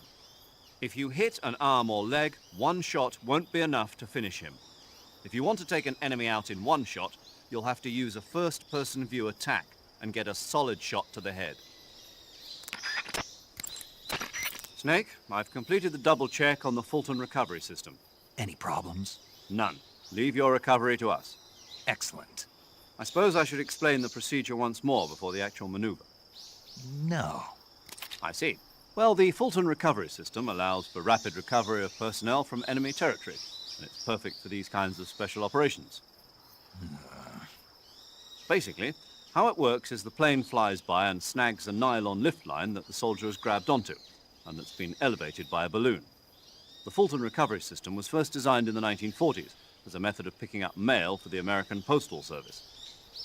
During the Korean War, that system was redesigned to recover personnel. JAC, an ancillary organization to the CIA. Yes, good old JAC. It stands for Joint Advisory Commission Korea. Isn't that something? So, JAC first used the Fulton surface-to-air recovery system to extract agents from North Korea and mainland China. Let's go over the procedure once more, to be on the safe side. First, the plane drops a canister about the size of a coffin to you. Inside, you'll find a balloon, a 1,500-foot cable, and a harness that attaches to your suit. Take the items out, attach the line to your suit, fill the balloon with helium, and send the line up. The plane will approach at 125 miles per hour. Snag the cable just below the balloon with a hook on the nose of the aircraft, and whisk you away. Assuming the pickup You mean is successful, 75% you'll of be the reeled in game? with a winch and pulled to safety into the rear of the aircraft. Got it? Snake, Yeah, I got it. I got it real good. were you listening? Yeah. All right then. The other 20% are actually the cutscenes. Even when hidden in grass, if you make a noise, your enemies will locate you. When enemies are nearby, move with slight movements of the left stick. That way, you can proceed with minimal disturbance. You can get inside trees that are hollowed out from decay. Entering a hollow is an effective method for gaining temporary cover from enemies. However, if you're caught entering the tree, you'll take concentrated fire. If they throw a grenade in on you, you'll be torn to shreds. Be careful. Snake, when you stand up against a tree or put your back against the wall near a corner, the camera lowers and gives you a view of behind. This is the corner view. This allows you to keep track of what's occurring behind you when hiding in protected areas. Also, there are a variety of actions possible while hiding, including using the left and right step buttons to peek, and the weapon button to take jump-out shots. Learning how to take advantage of the corner view is the first step towards mission success. Use it to your utmost advantage. In the corner view, press the left step button or the right step button to stick yourself out from a protected area and look over your shoulder. We'll call this action peeking. Peeking is effective for observation, since it gives you a wider range of vision than the normal corner view. However, since it involves revealing part of your body, you put yourself at risk of being spotted by the enemy. Move the right stick with the corner view on to shift the camera in that direction. This won't give you the same wide angle as peeking with the left and right step buttons, but it is safer since it will keep you from exposing your body too much. You'll do well to get accustomed to it. If you have a gun equipped during the corner view, press the weapon button to jump out and take a jump-out shot. With the jump-out shot technique, you can stay protected from enemy fire behind an obstruction and launch a burst attack when the time is right. This is a crucial technique for firefights. Use it well. Never really used the jump out shot. By equipping grenades Be and it pressing 2 the weapon or button 3. in corner view mode, It always you can felt throw like a grenade gimmick while to hiding me. behind a barrier. This technique should come in handy during a firefight. Use it well. You did an excellent halo jump. Not really. I didn't land in the right spot. A jumper who lost his pack on the first real Halo jump. That'll make a good story for you. Who cares? There are no records of your operations. I know, but What, you're embarrassed? no, I'm not embarrassed. It's the boss, isn't it? What about the boss? Nothing, paramedic. Doesn't sound like nothing. Nothing to do with the boss, I mean. It has something to do with the boss, but you don't want to say so. Yeah, kinda. I understand, Snake. The boss has done a lot of work on the military study of halo jumps. And Snake here wanted to give a perfect performance on the first real jump, you know, to show respect to the mother of the technique. Major! Snake, I thought you were over and out. is that right? You got something to say. No, I bet you do. not really. I just think it's kind of sweet of you to think like that. I don't know whether to take that as a compliment or an insult. It's a compliment, Snake. So tell me, is it true? What? Not that. Is it true that the boss really worked on research for halo jumps? Oh, that. Yes, it's true. Halo stands for High Altitude Low Opening. It's a jump technique developed for covert insertions into enemy territory, just like the area you're in. A plane flies at 10,000 feet or above to avoid detection by ground forces, and the jumper free falls until he's within 1,000-foot altitude above the target area, when he finally opens his chute. By using this technique, the chances of revealing the parachute landing to the enemy are marginal. The halo technique was originally developed in France. This was partly due to popularity of parachuting as a sport since the end of World War II. And the boss was an instructor for the research that was carried out there. In 1957, at the JFK Special Operations Center at Fort Bragg, the boss was invited to instruct at the first ever US military halo school. Of course, none of this is on the record, but she's the mother of modern-day special forces. Hyping her up even more. Press the action button when you're on top of a branch or in front of a railing to hang down from that spot. This action is called hanging. Sometimes How's it's it hanging? advantageous to move while hanging rather than walking on the surface. Also, by hanging, you can hide by staying out of the sight of your enemies. While hanging, use the left stick, left step button, and right step button to move left and right. When you want to climb back up from your hanging position, press the action button once more. If you want to drop down, press the crawl button.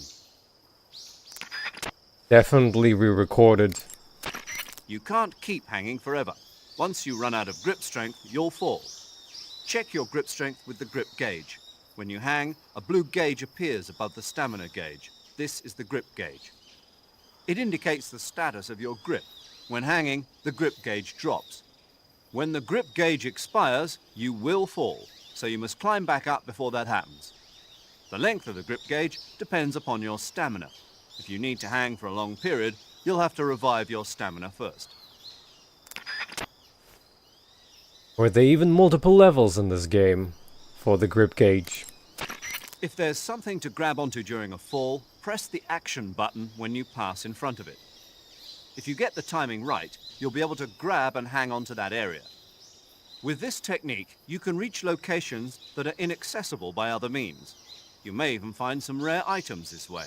Observe your geographic surroundings and try to find spots that you could grab during a fall. Press the crawl button while hanging to drop straight down. You can knock an enemy instantly unconscious with this technique if you land on top of him. When you're in a tree, try aiming for an enemy passing beneath. Press the action button from on top a branch to hang down from the tree, but you can only remain hanging as long as your grip strength lasts. Keep an eye on your grip gauge when dangling from a tree. Be careful. With low stamina, your grip won't last long. Even while hanging, you can fire your handgun with one arm. And if you're attacked during a hanging maneuver, don't panic and claim the advantage. If you approach an enemy undetected, you can render him defenseless by jutting a gun into his body from behind. This is called a hold-up. However, even after rendering an enemy defenseless, if he notices you put your weapon away or start to walk away, he will attack. So, be careful. When you hold an enemy up, sometimes he will give you an item. Conducting a hold-up presents risks, but it is a useful technique when you're running low on ammunition or medical items. After you've received an item from a hold-up, you might try holding the enemy up again. He might give up a more precious, hidden item. What's a hidden item?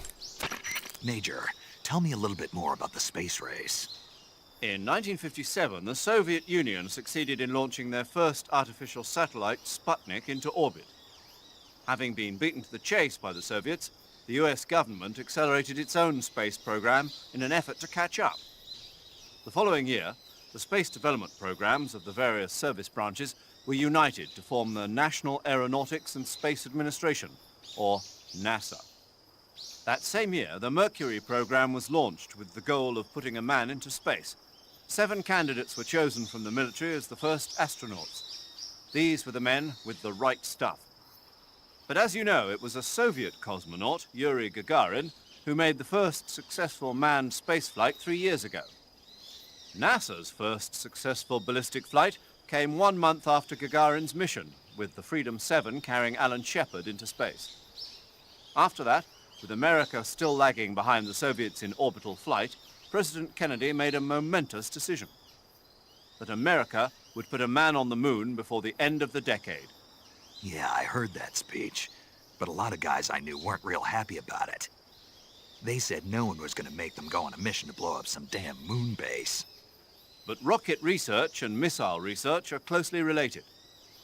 Imagine, if you will, a Soviet Union able to send wave after wave of nuclear missiles raining down on Washington from a base on the surface of the moon.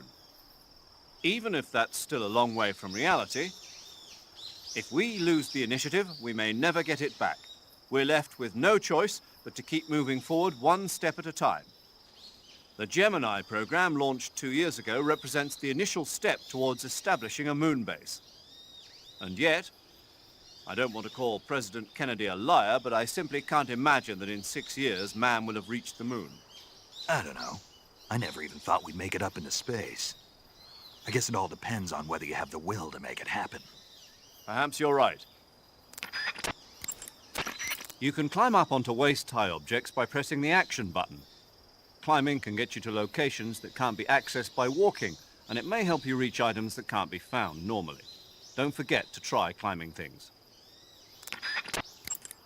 What Snake, things? press the left stick down on the radio screen to open the memory window. In the memory window, select a person to contact and press the enter button.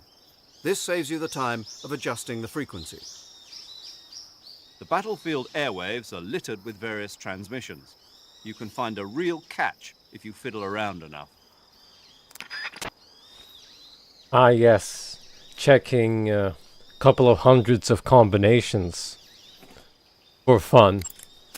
Press the CQC button when you're up against a wall to knock on the wall and make a sound. Creating sounds can attract the attention of enemies. There are many ways to use sound to your advantage. Use it to lure an enemy in the wrong direction. Then use that opportunity to slip by. Or lure an enemy near you, then ambush the enemy from behind. Use it to your utmost advantage. Snake, if you find an item box, use first-person view to take a good look and find out what's inside. Sometimes it's dangerous to blindly go after an item. That's why you should check first to make sure the item in the item box is worth the trouble. If you can't get a good look, you can use your binoculars. When you press the weapon button with the handgun, you aim, and when you release it, you fire. If, after aiming, you wish to withdraw your aim without firing, release the weapon button slowly. You'll just have to practice until you get the hang of it. I've heard of a lot of cases where fresh recruits accidentally fired on enemies during a hold-up. If you train yourself now, you won't be liable to misfire when the pressure's on. If you're unsure of yourself, you should practice. Yeah, that's not gonna happen. No pressure sensitivity here. The assault rifle works a little differently from the handgun. Press the weapon button lightly to aim, and press the weapon button fully to fire. If you want to lower the weapon without firing, such as during a hold-up, just release the weapon button without fully pressing it. Be careful not to fire the weapon the moment you aim. The distance that you throw grenades and other throwable weapons is determined by how hard you press the weapon button. A light press of the weapon button will toss the weapon nearby, while a hard press of the button will hurl it farther. Adjust the strength of the button press as appropriate. You can also throw in first-person view. With this view, you can throw more accurately at specific targets. Use it as necessary. In first-person view, use the right step button to take 1 step right and the left step button to take a step left. Use it to attack while hiding behind barriers and to step out of hidden spots to scout. During first-person view, press the left and right step buttons at the same time to stretch up slightly from that position. It's useful when you're hiding behind barriers and scouting or in a shootout. When you creep inside a small space, the overhead view switches to the intrusion view. Movement during the intrusion view is a bit different from movement during the overhead view. Use up on the left stick to advance, down to go backwards, and left and right to rotate. Use directional button left and right to shift left and right. With large movements of the left stick, you move faster but create sound. Nearby enemies might notice you. With slight movements of the left stick, you can move without making a sound, but at the expense of speed. Use both types of movement in appropriate situations. What's a little bit of dead air? Snake, did you notice that when you knock an enemy unconscious, stars appear over his head? If you take a close look at the stars above the enemy's head, you'll notice that they gradually disappear, one at a time. Once the stars are all gone, I think the enemy that's becomes the longest conscious again amount of and returns to introductory battle. So, codec when you calls knock out an enemy, any be sure to plan MGS for game his recovery. has. Not that I would know about 4 though. Each time you use up the ammunition in a magazine, you'll need to load the next one. You'll be vulnerable while changing magazines, so always be aware of your remaining bullets. Remaining bullets are displayed in an icon. You may want to carry out a tactical reload before the magazine is fully used. A tactical reload is a change of magazines carried out before the bullets in the magazine are completely used up. It keeps you from running out of bullets near your enemies, so that you can keep up your level of firepower, and you will always have a bullet in your chamber. The trick is, don't lower your gun or your line of sight when reloading. Keep your line of sight up and concentrate on your surroundings while changing magazines. And don't forget to retrieve magazines that still have bullets remaining in them. The actual procedure involves unequipping your gun and then equipping it once again. That will load the gun with a new magazine. I recommend pressing the weapon window button quickly to carry out a quick reload. Snake, remember that the suppressor is a limited commodity. Ooh. When the suppressor's durability wears away, it breaks Have we beyond finally repair. reached it? See the weapon icon to check the suppressor's present level of durability. Have we finally Remove the suppressor reached from it? your gun if you want to Unbelievable. make it last. Select the weapon that the suppressor is on with the weapon window button, and press the Enter button to attach or detach the suppressor. Regulate usage of the suppressor based on the situation. Have you, do you think we don't have to, or we don't want to hear from the boss? Your actions can lower your stamina. Now, what was this game again about? I forgot.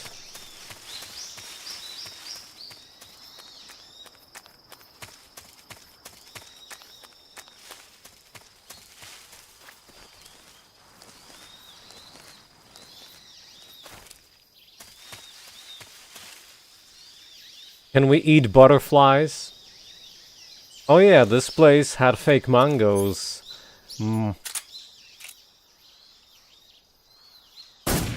Delicious.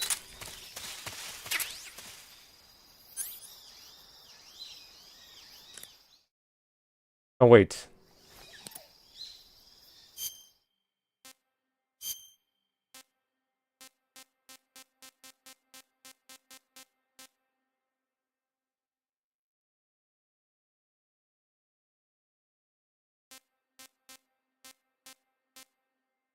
Is it not in the food?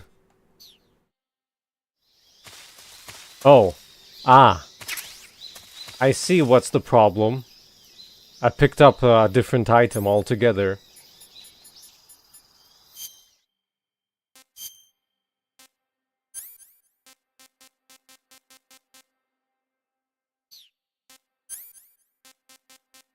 I have picked up beds, I guess.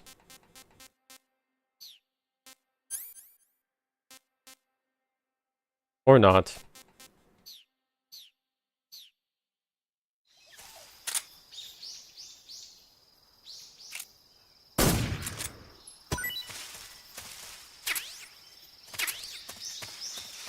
Ah, it will probably be in the cure section, which is currently closed off.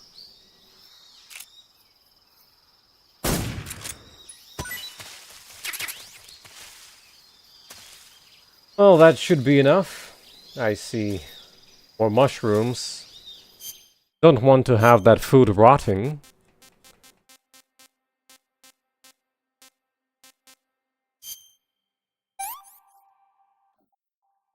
Pretty tasty.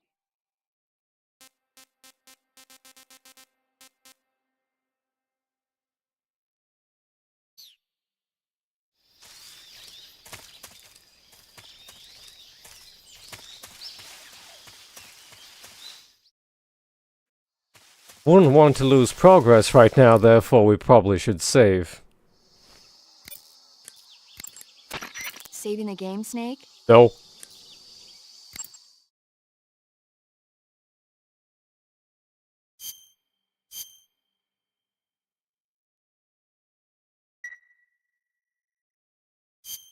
Hey, Snake, you ever heard of Godzilla King of Monsters? No, what is it? It's a movie. You haven't seen it? Nope. It's about this monster called Godzilla, who grows to an enormous size in a nuclear test and goes on a rampage in Tokyo. Nuclear test, huh? Then the Marshall Islands must be crawling with giant monsters right about now. It's just make-believe. Maybe that's why my pants have been so tight lately. Snake, it's a movie, not a report out of Los Alamos. I know. So then what happened? Godzilla is immune to all weapons, and humanity has no way to stop the monster.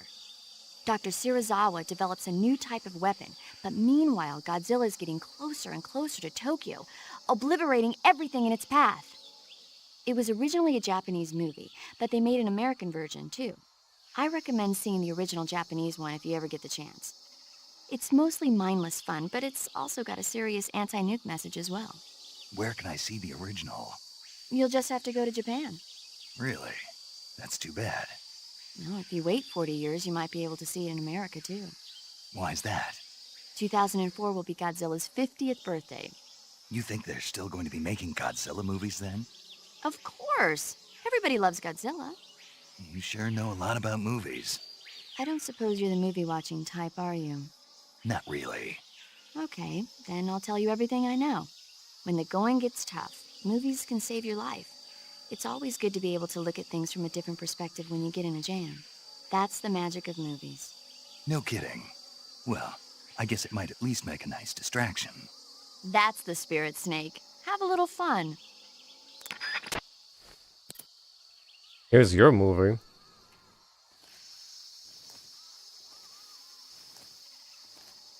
Still can't believe that stalking mode takes a lot of stamina, as in this walking.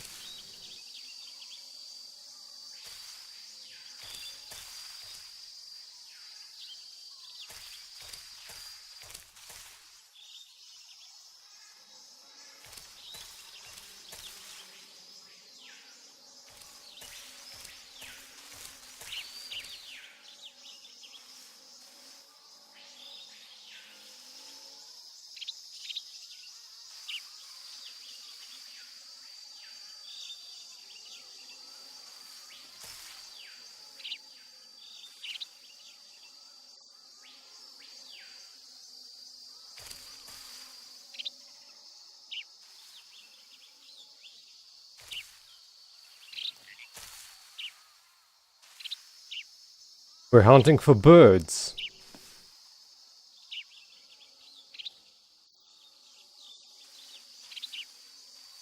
No, wait, that's a frog.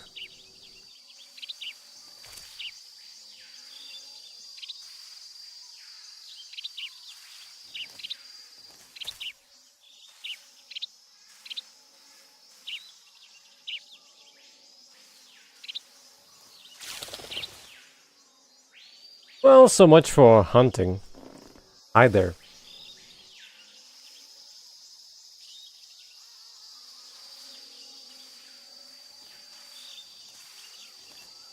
Hunting failed, we're gonna be starving to death.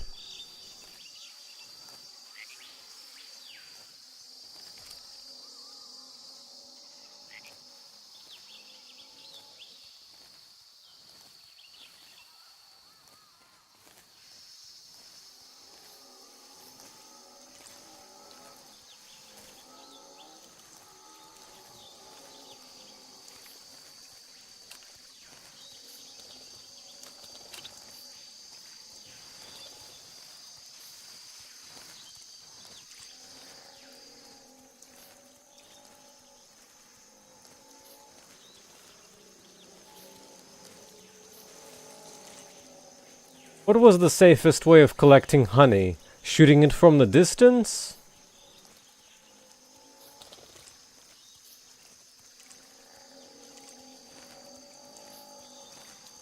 What is that bird even doing?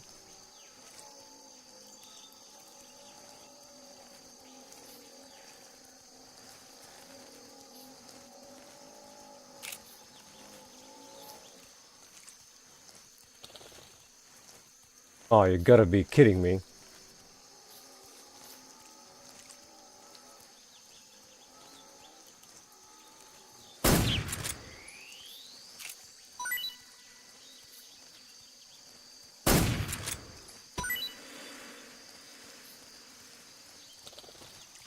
There they go, the bees of the skies. And they just pop out of the existence.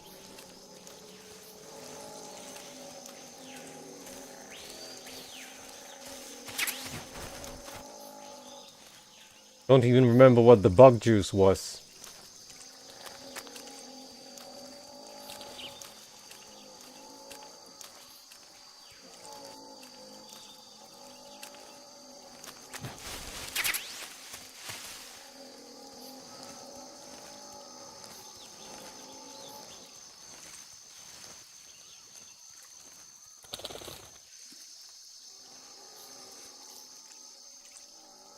Not only in PS5.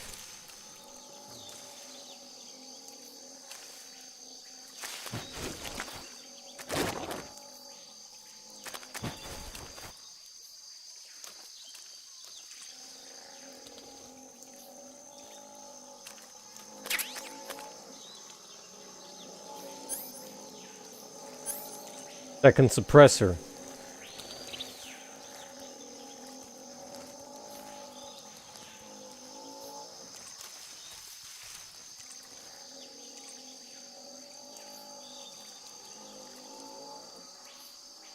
As far as I recall, the only way of dealing with crocs were grenades. Unfortunately, in the beginning of the game you don't have any.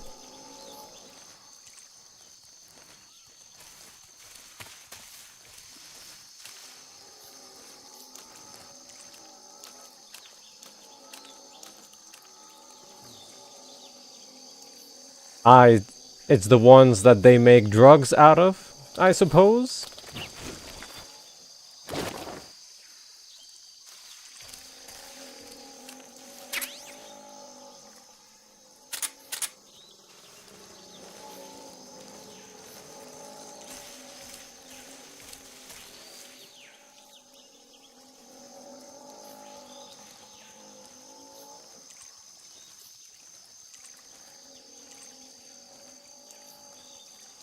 Because all of them were converted to drugs?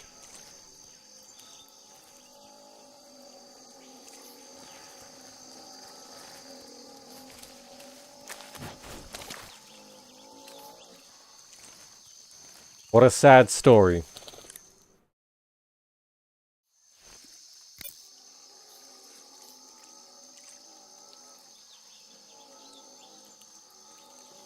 I think the release date for both versions is the same anyway. No, but what's the point of distracting them though? I see you've got yourself a Baltic hornet's nest. Baltic hornets are a variety of hornets that inhabit that area. The difference between them and other hornets is that they produce honey in their nests. Inside the nest are larvae, pupa, and adults. You can eat them all. In particular, the honey you find inside the nest is delicious and full of nutrients. It's easy to digest and helps pep you up when you're feeling tired. In short, it's the perfect survival food. Honey can also be used as a burn ointment. When honey is applied to a burn, it creates a protective coating over the skin. When you knock down a hornet's nest, a burn ointment will appear along with it, so don't forget to pick it up. Of course, the hornets aren't going to give up their nest without a fight. If you knock a nest down, a large swarm of hornets will come flying out, so be careful. Paramedic. You said you like movies, right? I love them. About the Major's code name. Major Tom? Yeah. He sounded like he wasn't sure whether or not Tom was the name of the tunnel that worked in the Great Escape. So I heard. So was it? Was it what? Was Tom really the name of the tunnel that worked? Right? So it was Tom. Maybe. Maybe. I don't know. Why don't you know? Why should I know? You watch a lot of movies, don't you? Yeah? But you've never seen The Great Escape. No. Why not? It didn't look interesting. You don't watch movies that don't look interesting, That's right. and yet you've seen The Fly. The Fly looked interesting, and it was. Something wrong. Nothing. Tell me, what other kind of movies do you like? Let's see. There's the Quartermass Experiment, and It Conquered the World, and Earth versus the Spider. Oh, and Mondo Kane. Did I say something weird? Forget it. What were those subtitles? That area is inhabited by Indian gavials. The Indian gavial is a crocodile that originally lived in freshwater regions in India and Nepal. Why are Indian crocodiles way out here? They're captive crocodiles that were brought here for research purposes but escaped and became wild again. Indian gavials are large creatures. Adult males grow to over 6 meters in length. You'll never catch one alive, even if you use the tranquilizer gun. Tragic. Got it. So, how do they... Taste? Yes, I did look into that. You know what they always say. Tastes like chicken. Sounds delicious. But be careful when capturing an Indian gavial. Normally they're cowardly creatures, but the ones in the forest there are belligerent.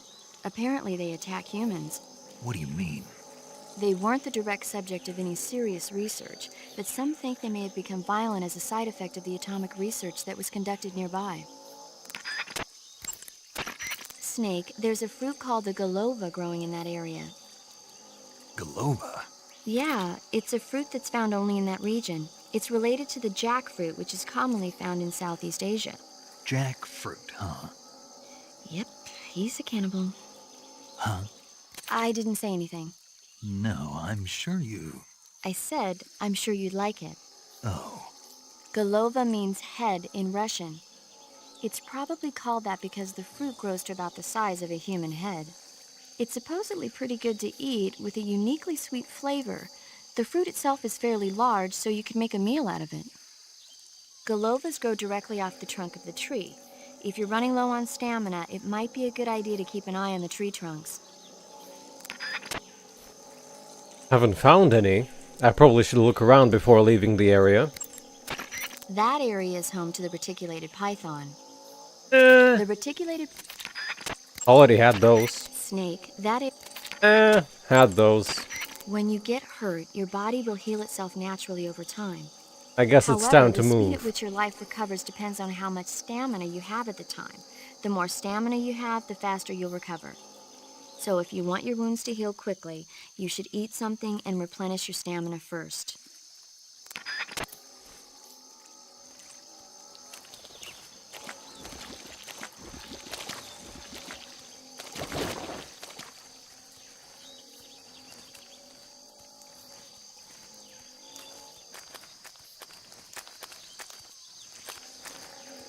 So what do they even like to eat?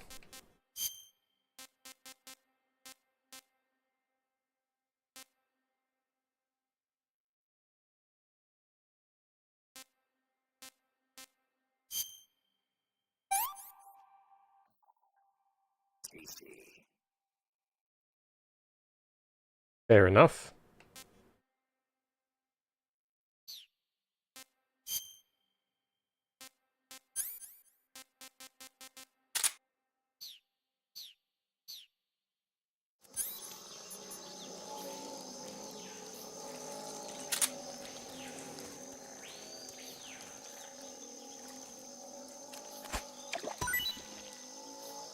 Well,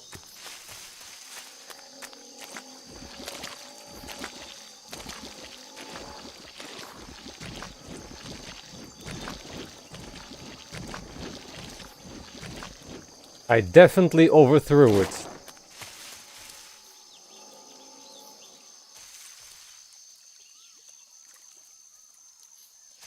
Dodge.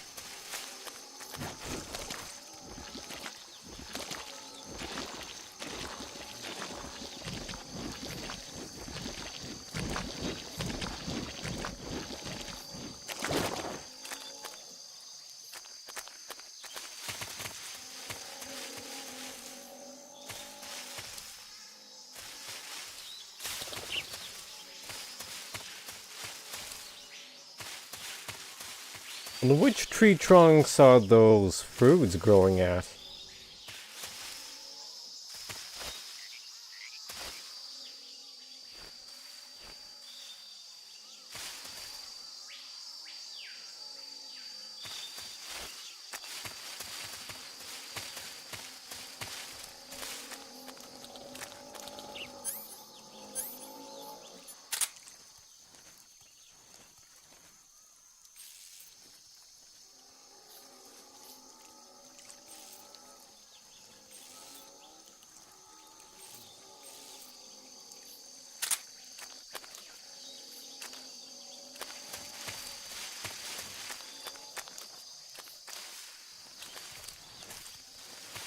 Well, I guess I'll never find them.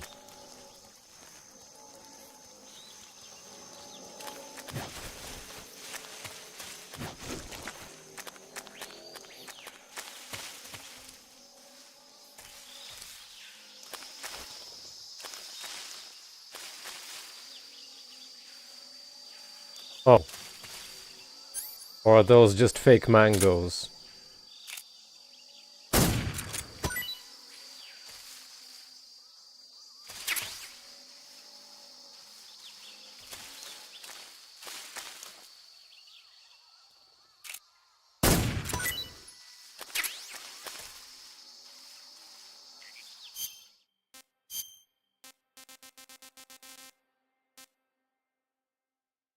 Oh. I want some more. Well, surprisingly, he does like it. It's horrible.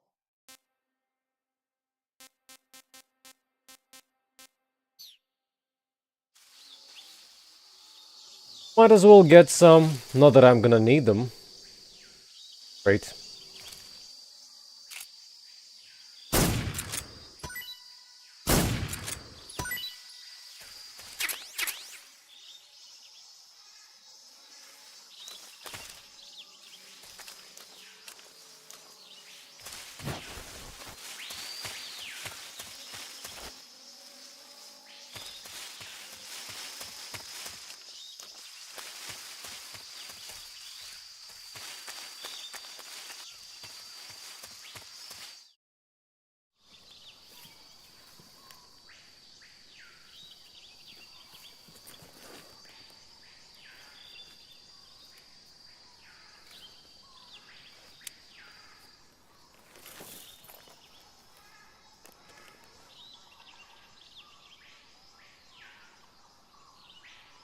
Major, I've spotted 2 enemy soldiers.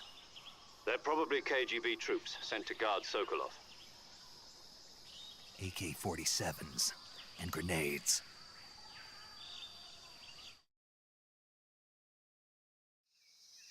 Snake, your presence in Soviet territory is already a violation of international law.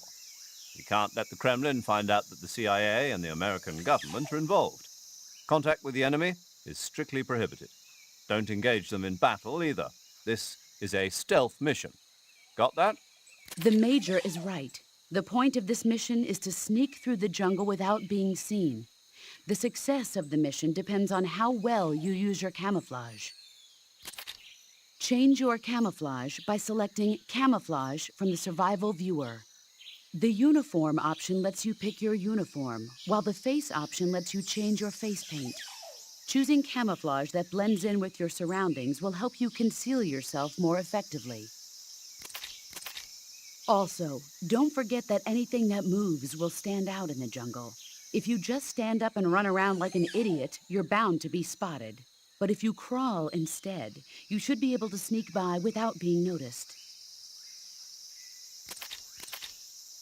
You can see how effective your camouflage is by looking at the camo index. The camo index shows how well your current camouflage blends in with the surrounding area. The higher the value, the harder you are to spot, and vice versa. The key is to make yourself one with nature. Keep that in mind as you go along, okay?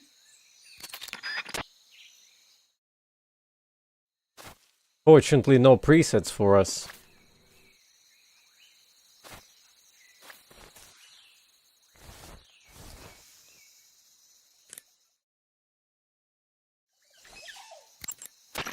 Sokolov should be at the abandoned factory to the north, so head in that direction. That area is home to the Sunda whistling thrush. The Sunda whistling thrush is a bird native to Java and Sumatra. It's distinguished by its large blue body and long beak. It really stands out in the forest. If you're aiming to catch one alive, use the tranquilizer gun. Got it. So, How does it taste? yeah, I don't know. you don't know. The guide doesn't say. I guess there's no reason you couldn't eat them. Oh, I see. But it's nice and plump, so I'm sure it'd make a hearty meal. That's a good point.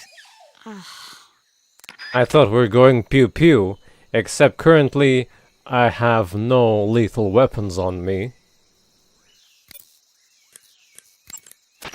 Do you want to save?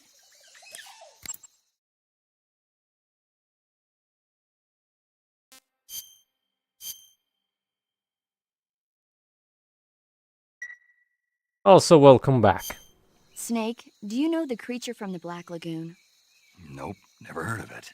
These scientists are investigating a place deep in the Amazon called the Black Lagoon, and they get picked off one after the other by this fishman thing. And there was this scene when the heroine is going for a swim, and the creature sneaks up on her from underwater. Oh, I thought my heart was going to stop. I mean, of course, the 3D effects in It Came from Outer Space were a lot more intense, but... It wouldn't be referring to you coming from outer space, would it? How rude! Why do you say that?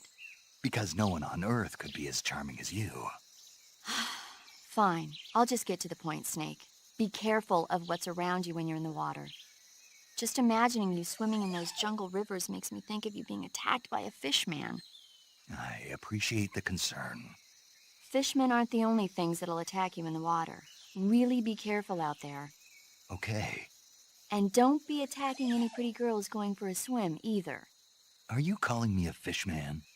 You started it. When you get hurt, you're...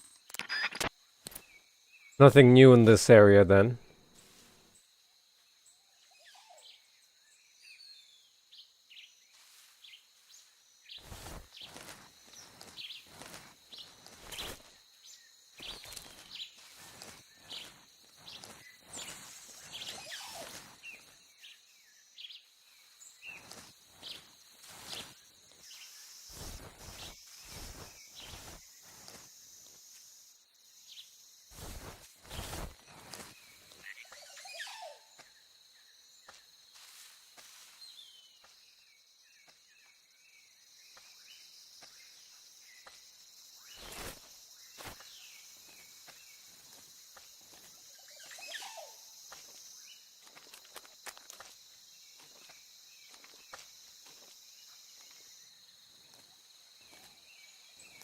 Freeze!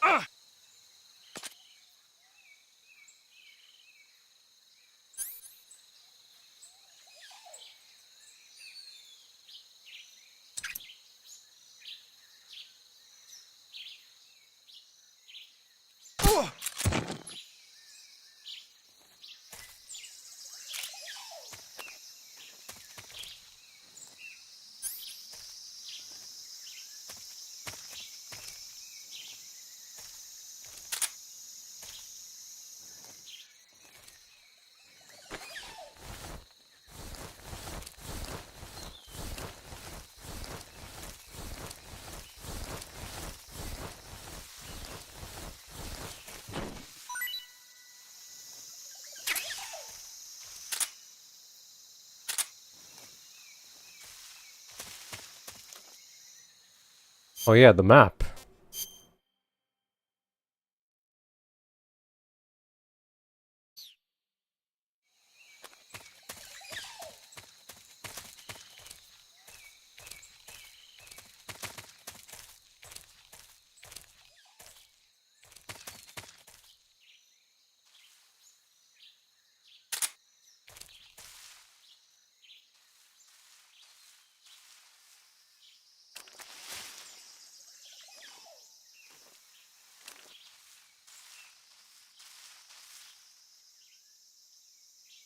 Special snake in that area.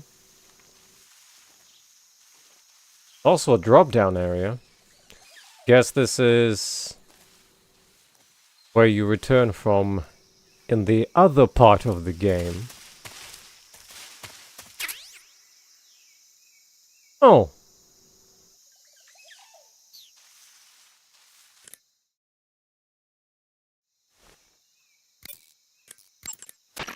Sokolov should be at the abandoned... I guess it's the boss that would instruct us on the weapons.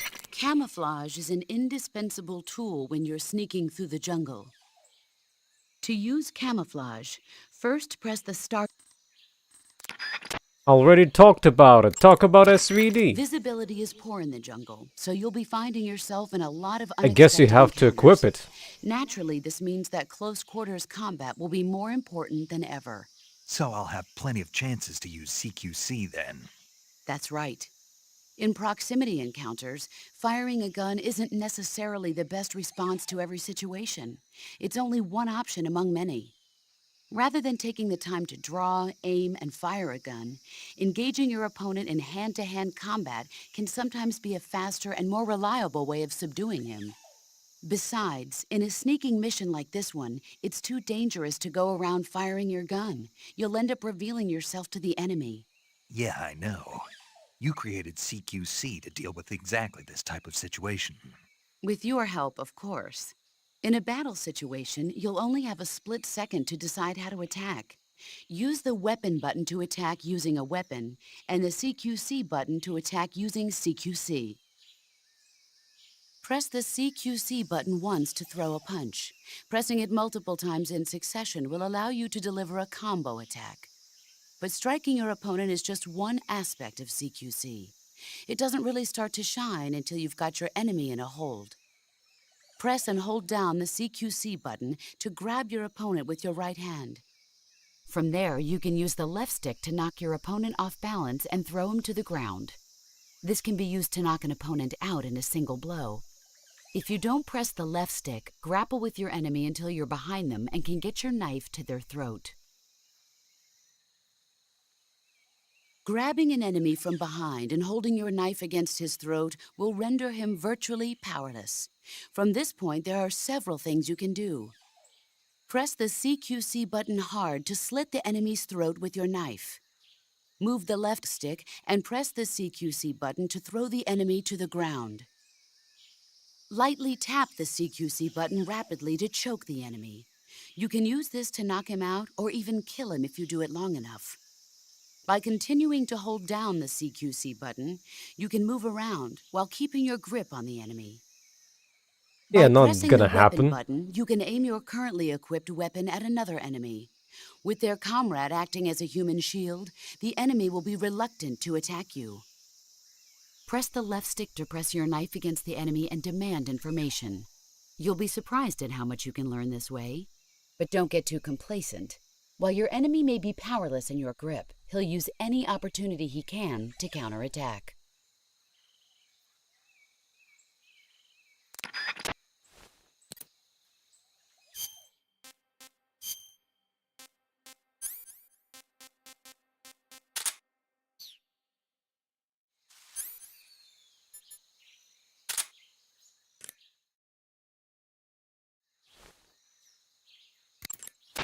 You can only use CQC to grab enemies when your right hand is free to grab and pull them toward you. In other words, when you're barehanded or equipped with a one-handed weapon like Do I a need survival SIGINT knife or for a this? handgun. You won't be able to grab hold of enemies when equipped with two-handed weapons, such as the assault rifle or weapons such as hand grenades that don't leave your right hand free to control the enemy. So in other words, I can't throw enemies with CQC when I'm holding an assault rifle or a hand grenade. Exactly. Don't forget it.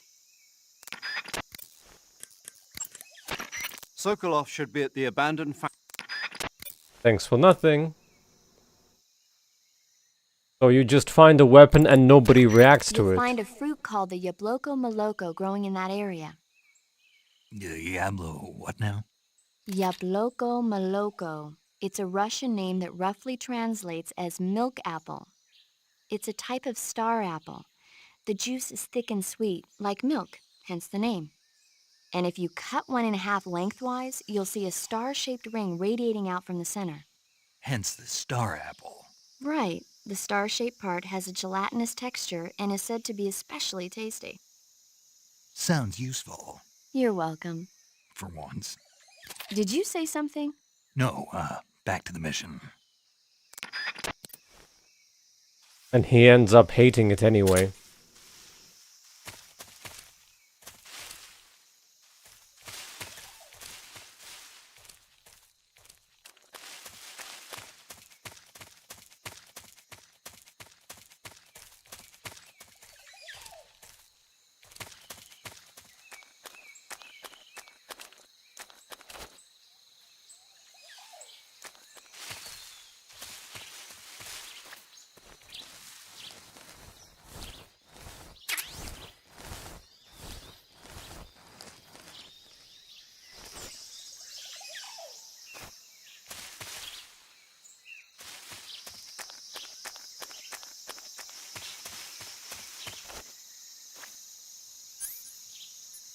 Hey, Radio Man.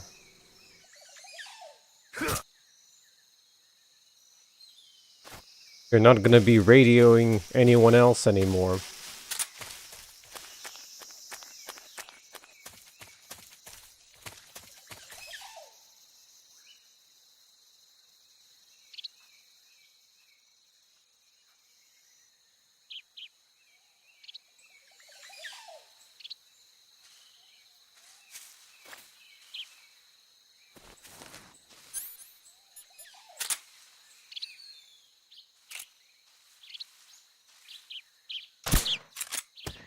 Got one!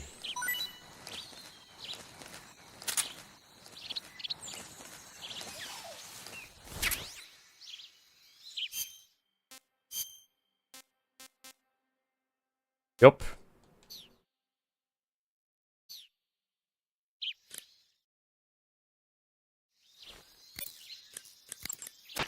That area is home.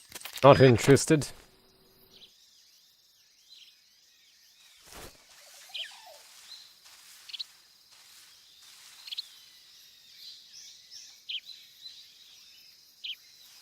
There should be at least 2 soldiers here.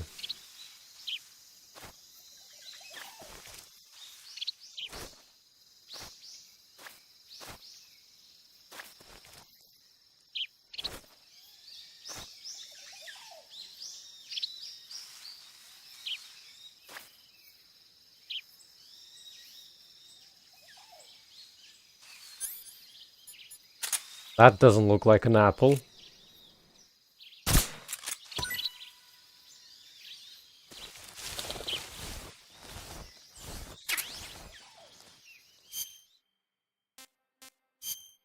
Okie dokie.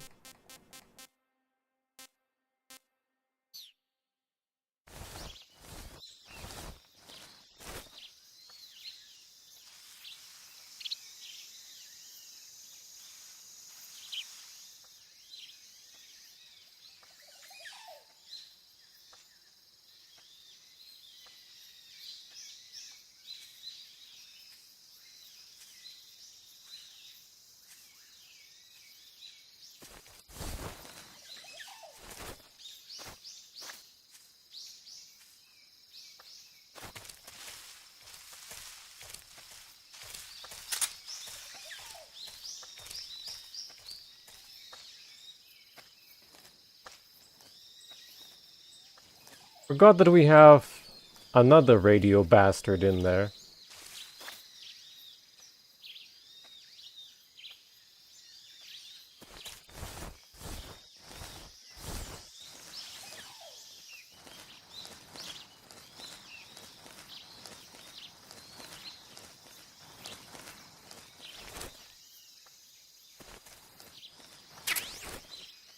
We have found grenades.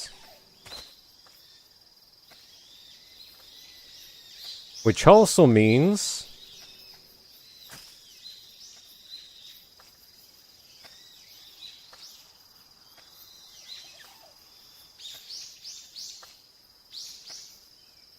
that we could eat those crocodiles if we'd go back.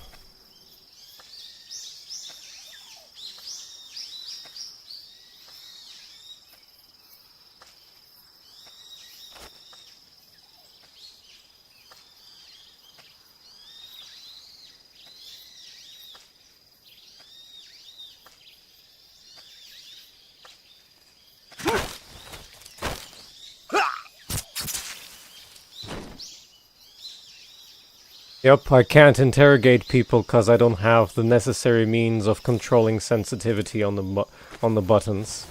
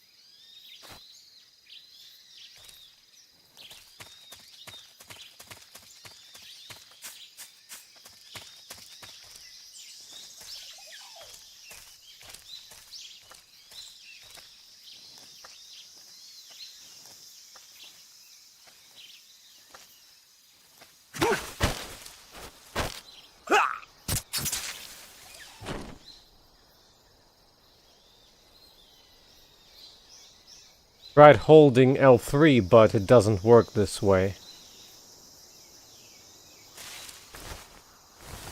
If anything, it switched back to the old camera view.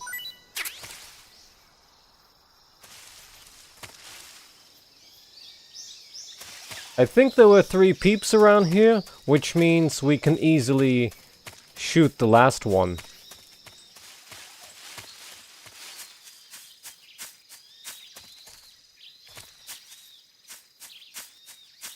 Darrow is also there.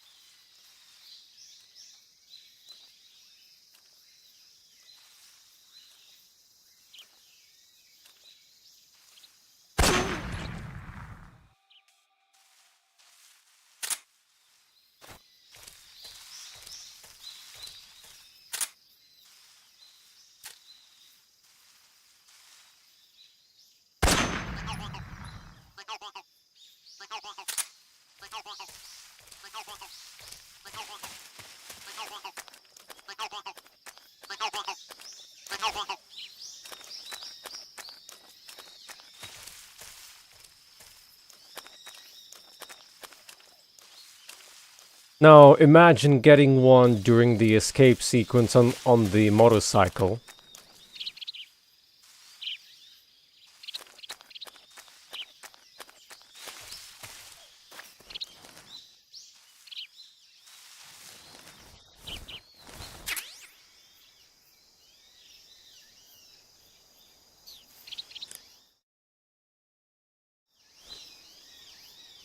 Shall we move forward or go back and feed the crocodiles with some hand grenades? Snake, What's up, boss? don't you what's up me. Okay then, what is it? I'm talking about your camouflage. Why aren't you using it? Oh, When you don't use any camouflage at all, you stick out like a sore thumb. Didn't you listen to a word I said? well, I was listening, but Then start using your camouflage. Is that clear? yeah. Welcome back. When you're inside a fallen tree, the view automatically switches to the intrusion view. Control is the same as normal intrusion. It's perfect for hiding from enemies. But if your enemies notice you going inside, you'll become target practice. So, be careful. Now that you're back, I could probably ask you if we should move forward or try feeding gators some grenades for fun. Good pastime.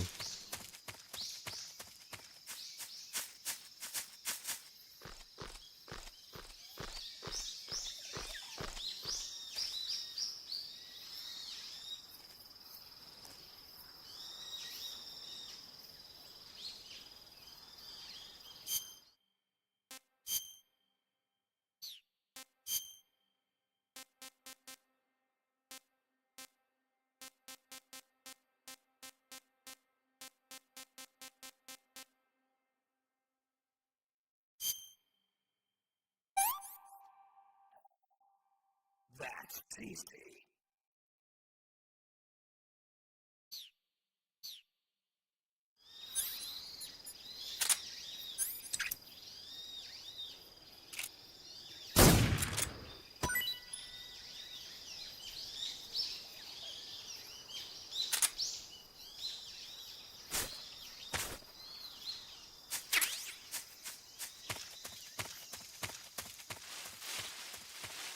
Well, while you were not looking, I popped some heads.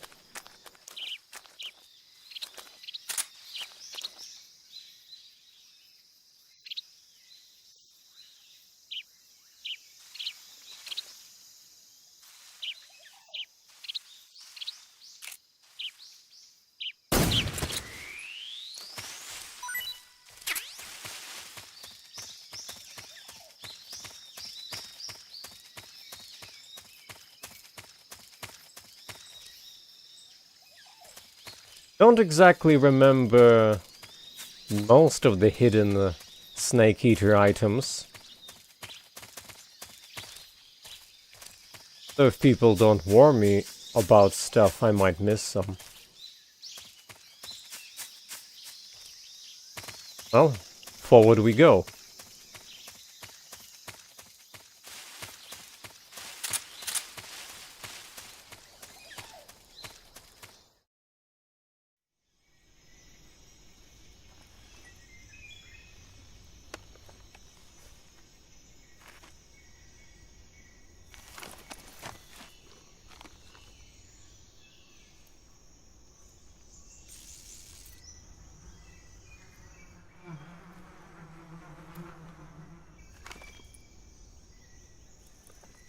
The meme shot.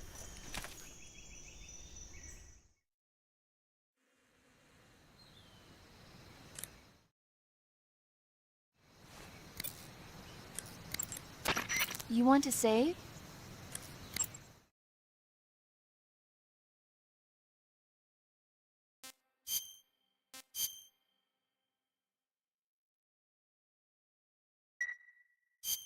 Snake, have you heard of It Came from Outer Space? Yeah, you told me already. So this astronomer sees a meteor, but it's really an alien spaceship, right? And the aliens start replacing the townspeople with clones and forcing them to help repair the ship. The 3D effects were quite realistic. I've got all the real I can handle here in the jungle. No, you don't get it. Precisely because it's realistic, with the images jumping out of the screen at you, it makes for a nice escape from reality. I have to admit it made my eyes tired, but it was really intense. Unfortunately, they don't make very many of those movies anymore. When did it come out? I was still in college, so probably about 10 years ago? Guess I'm out of luck then. You know, they're coming out with household versions of video cassette recorders. One day you'll be able to see old movies anytime you want.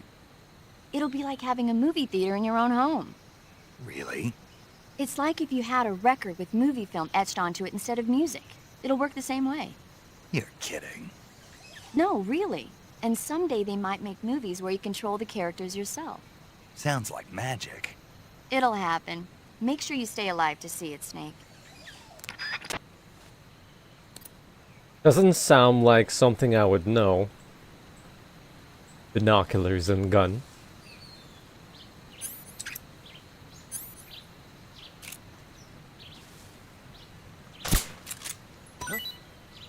I hear something.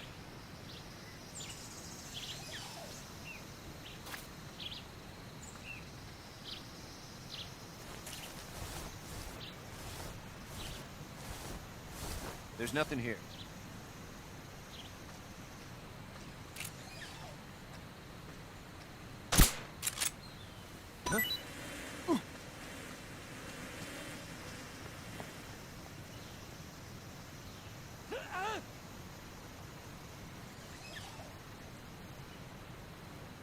Huh, all three of them.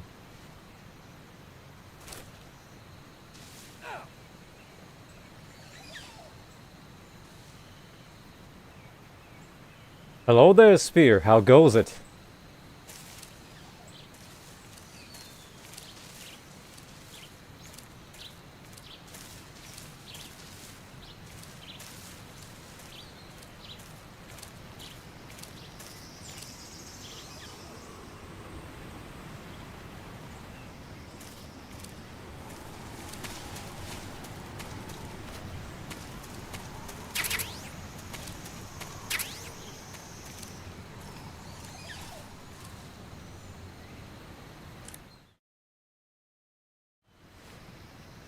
Well, the stream has been mostly 2 hours of codec calls so far.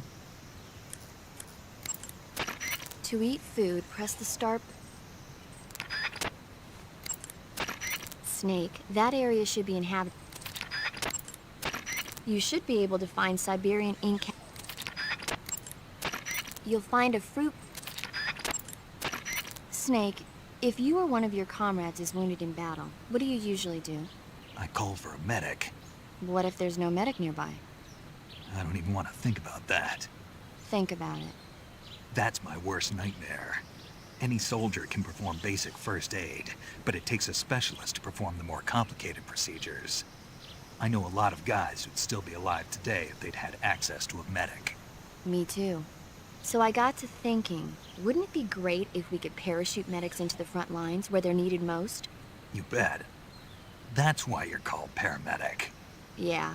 With a unit like that, we could save a couple of lives, huh? No, No? not a couple. We could save many lives. Thanks.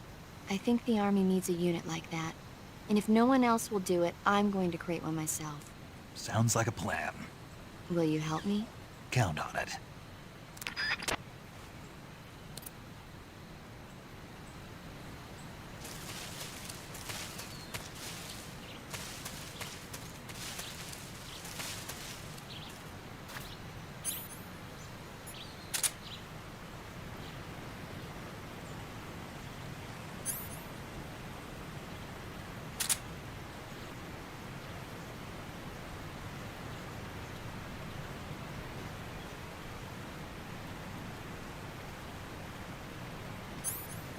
But how would you...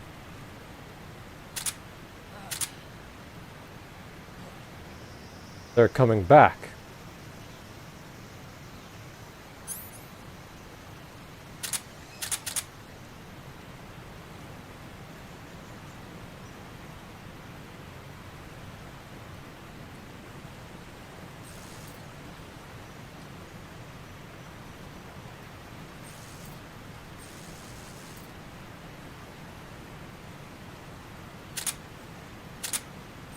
How would you switch to the sights?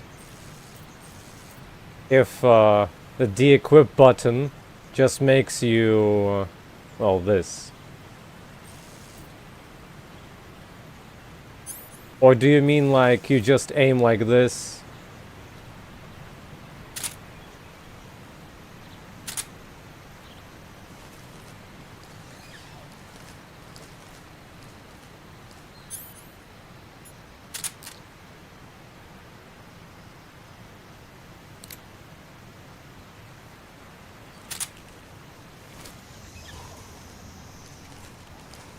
I think I saw something.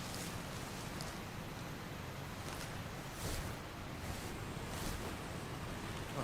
Guess I'm seeing things.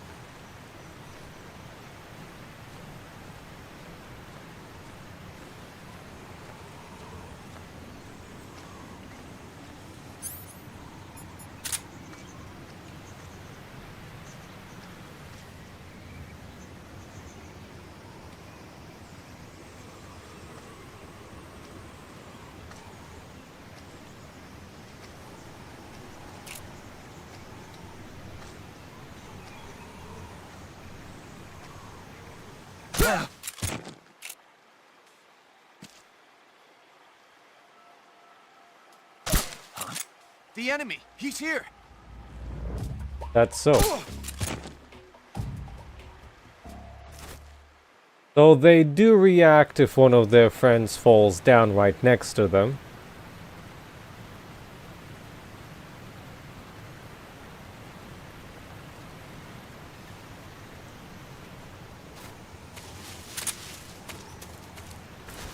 I see, so you have to de-equip it. I thought it would need to be something trickier, like re-equipping it on the fly.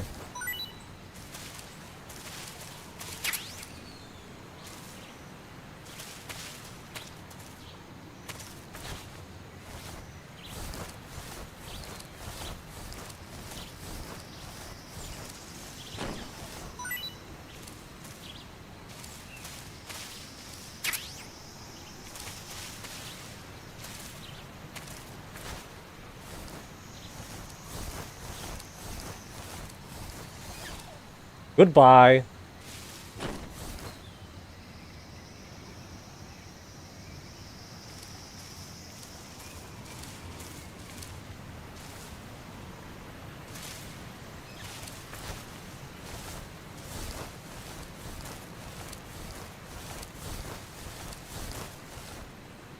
Goodbye.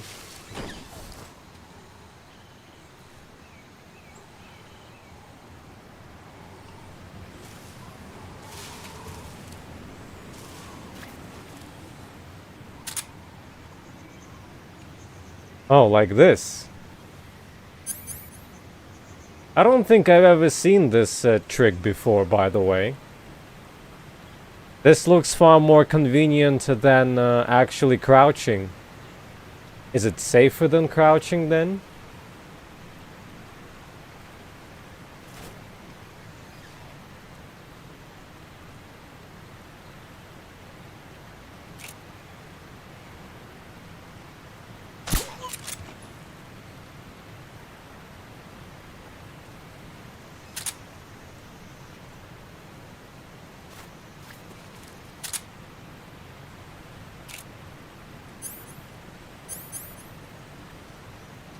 Yeah.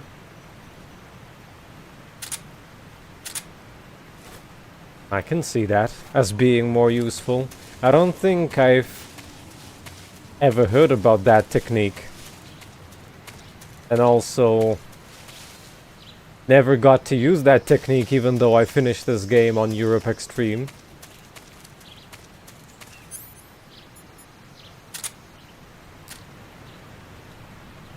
Surprise!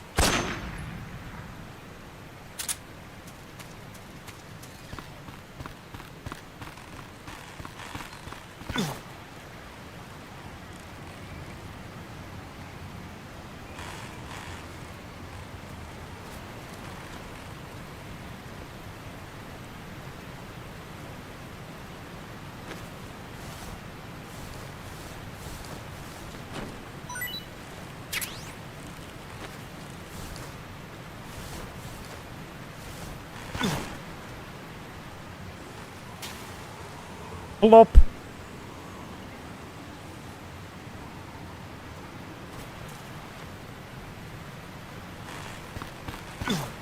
Oh, I forgot how annoying this bridge is.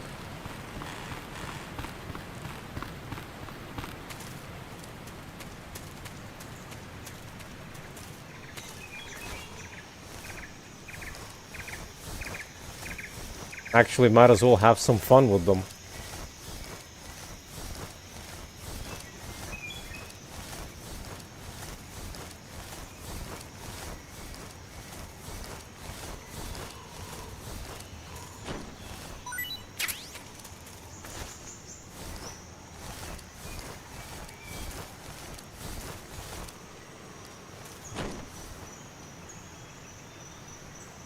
Wow, that looked painful.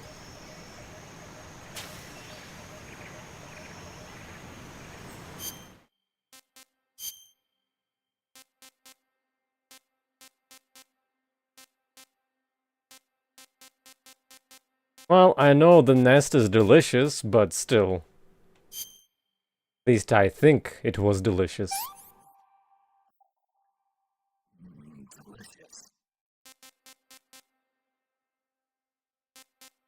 Fair enough.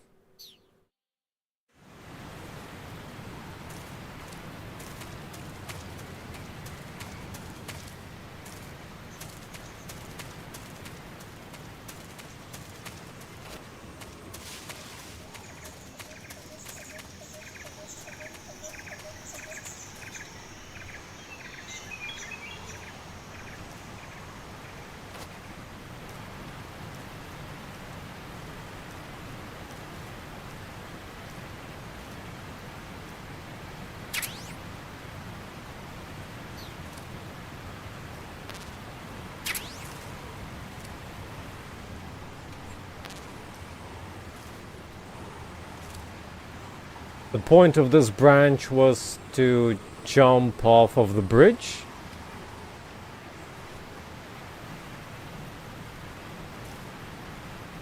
Yeah, I do know the concept of hold-up, since it was necessary for dog tags.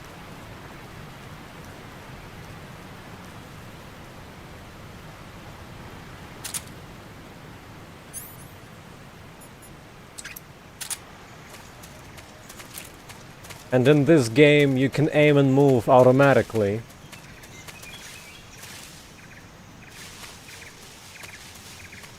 Unlike in 1 and 2, where you had to press crouch button to start moving while aiming. Which makes it easier in this game for the hold-ups.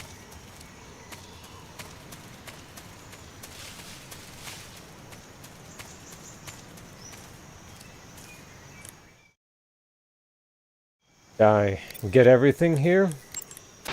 Snake, you will encounter Baltic hornet's nest. Yeah.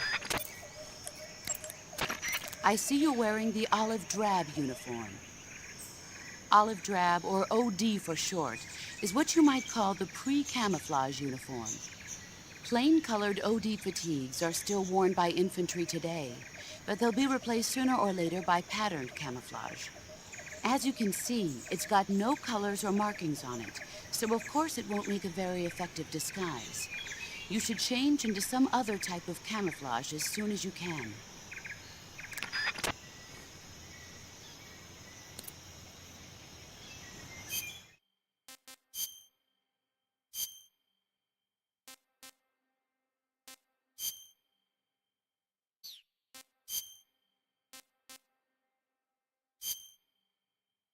Sure, there we go.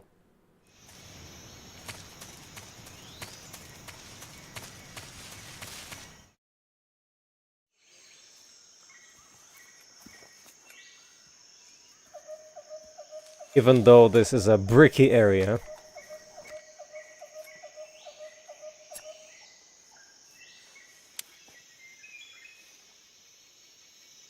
Major, I've reached the abandoned factory where Sokolov is supposedly being held. This place is a dump.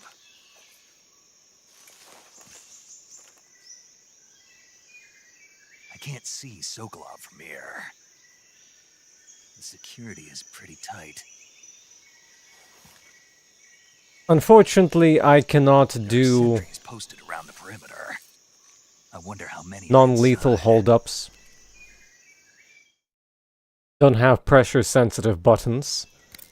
Your objective, Sokolov, is inside the factory. They should be holding him in a room in the northeast section. Northeast section. Got it.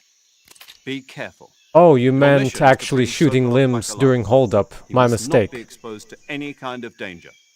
Do not approach Sokolov while in the alert phase. Right. Oh, and one more thing, Snake. You mean there's more? No, it's just that when you get to Sokolov, I want you to tell him something from me. And that is? Sorry for being so late. Is that all? Yes. Understood. Beginning my approach to the target.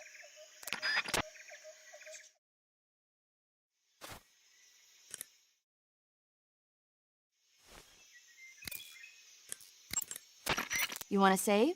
Hold on a sec.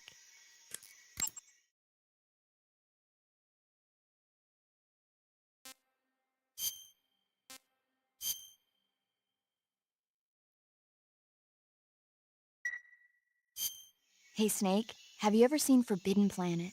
No, can't say I have. It's about this expedition that goes to the planet Altair 4 in an ultra-fast spaceship. When they arrive, they meet the survivor of the last expedition, Dr. Morbius. Dr. Morbius was exploring the planet along with his daughter Altera and the versatile Robbie the robot. Ignoring the doctor's warnings, the expedition team is suddenly attacked by an invisible creature called the Monster from the Id. The special effects they used for the science stuff were really neat. I wish I had a robot like Robbie that could make anything I wanted it to. I'm more interested in that invisible monster.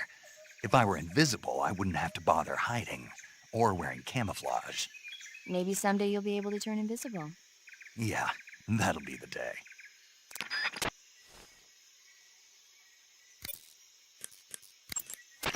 Snake, there are rats living in that area. Delicious.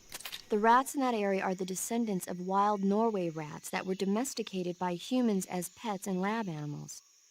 They're not poisonous, and I don't think they'll attack you, but they're quick little creatures, so you might have a hard time catching one. Uh-huh. So how do they taste? Snake? What? They're rats. I know what they are. Do they taste okay? The guide says they're not that bad. Good enough for me. Ugh. That area is home to... Snake, do you know what epinephrine is? What's with the questions? Well, do you? No, Also known as adrenaline? never heard of it. Really? Nope. I have. Good for you. Do you want to hear about it? Not really. Oh, I think you should hear about it. Here we go. So, epinephrine is a type of hormone. It's secreted from the adrenal glands in high-stress situations, like when you're exercising or you're under pressure. The epinephrine is released into the bloodstream and stimulates special receptor cells on various organs throughout the body. This causes the heart to beat faster, the blood vessels to constrict, and the respiratory passages to expand. It also raises blood pressure. You ever notice how you're faster and stronger than normal when you're under stress? That's because of epinephrine, and when you're bleeding, it... Paramedic. Yeah, Is there a point to all of this? of course. In the alert phase, your body secretes epinephrine, and so your stamina won't be depleted as fast. Uh-huh. Hello there, Good duck. thing I told you, huh? As always.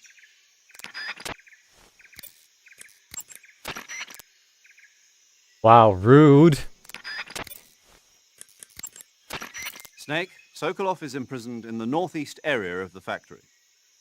Got it. To the northeast. Yes, and don't engage the enemy. The object of this mission is to bring Sokolov back safely and nothing more. Contact Sokolov without being spotted by the enemy and bring him out discreetly. If you must dispose of an enemy, do it with the tranquilizer gun.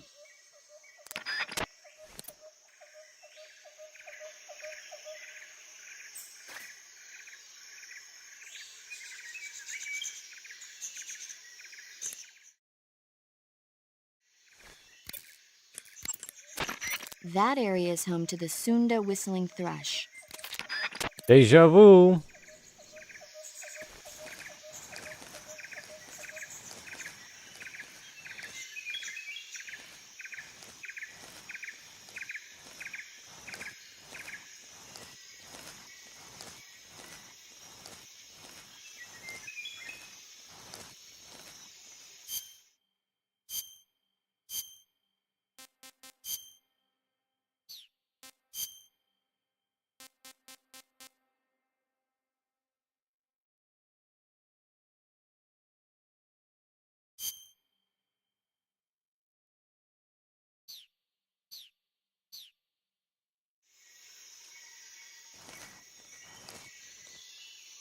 ...2018 here or something. Would have to check the stream archive.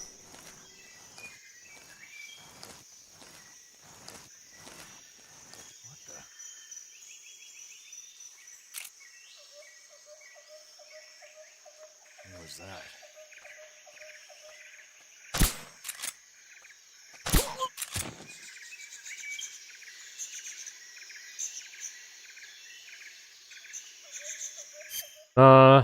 Red squares was a mistake. Won't work unless I'm against the bricks.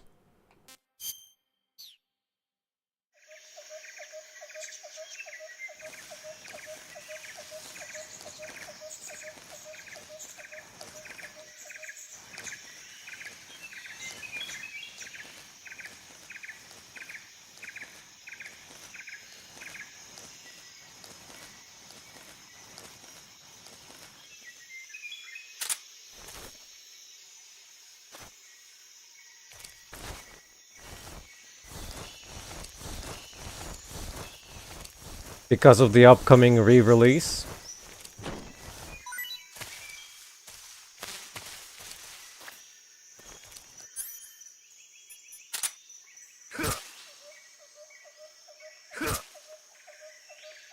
Excuse me.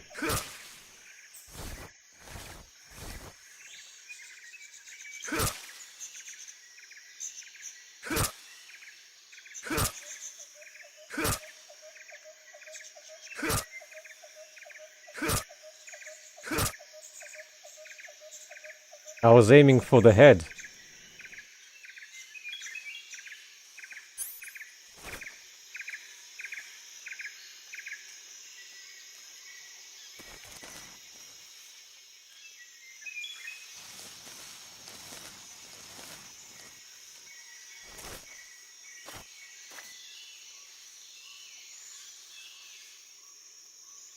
Unfortunately, it doesn't look like there's gonna be any mouse support. But there's a chance that someone might mod it, that is true. Or the console versions could also have a mouse injector.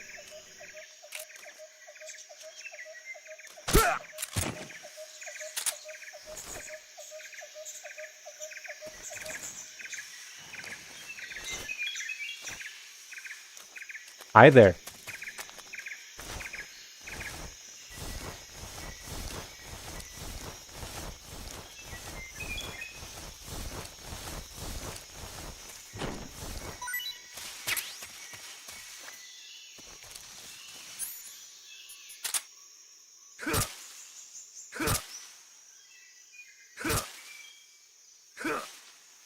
Why are their heads so durable?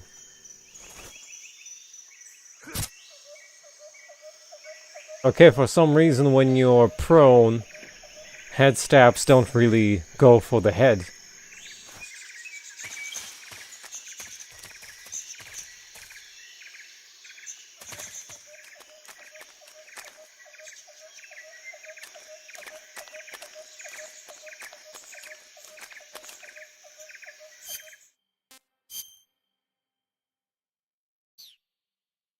Never really checked, but can you go outside here? I suppose you can't.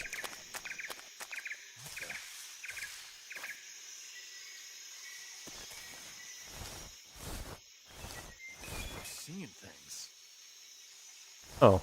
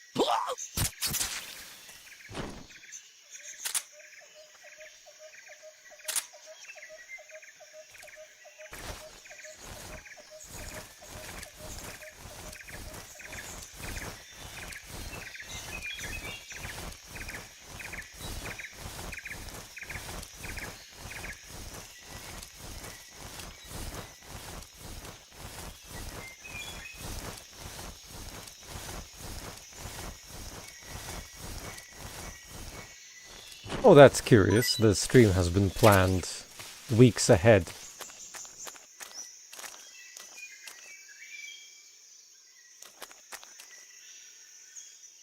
Possible to see them, for them to see you through the grates.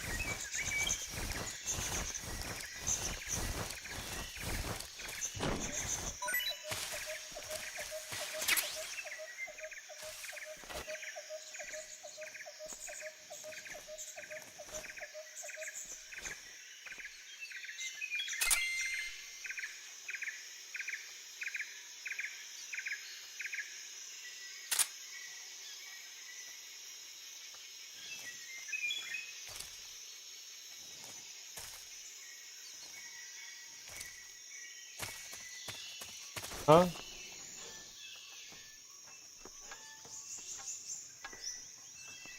Also kind of the benefits of rendering it at a high resolution.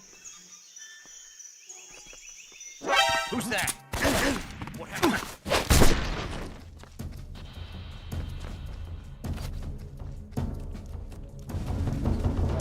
Well,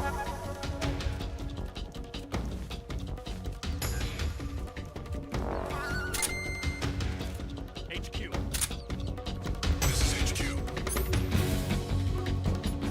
ho ho ho ho. Patrol here. Enemy sighted.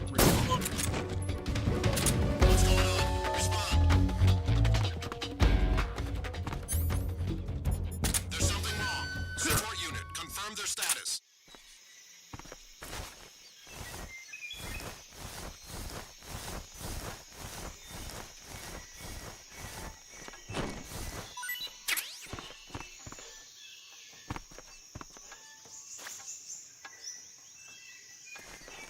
Well, it's HD edition, but I think mostly it was the user interface that got a facelift. What's wrong? The texture work is mostly the same.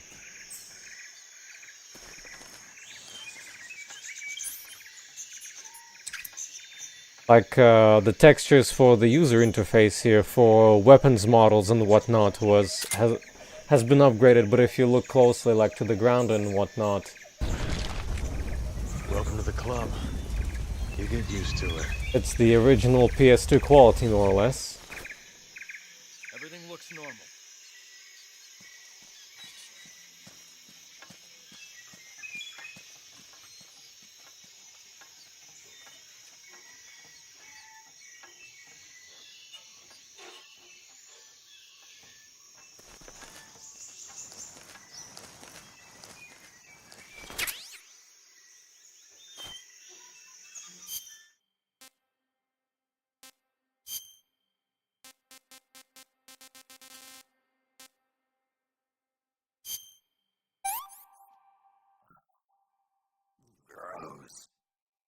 For a gross item, it restored plenty of stamina.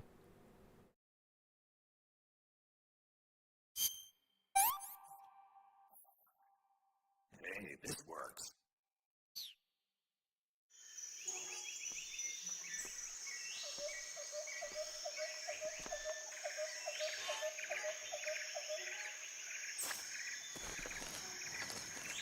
Well, good thing I bought it with the bodies.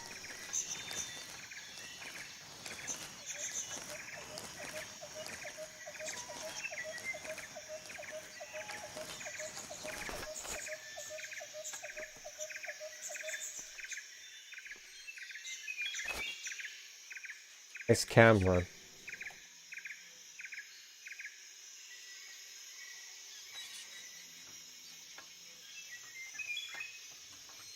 Oh yeah, I wanted to get some rats. But first I probably should take out the last remaining patrol.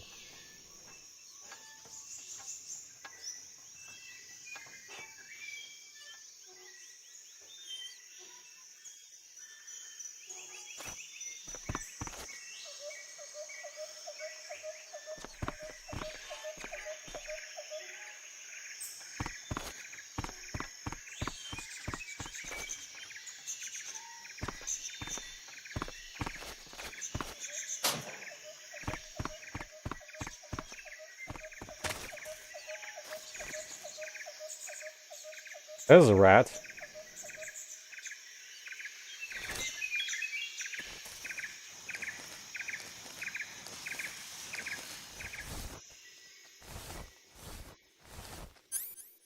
Are you stuck?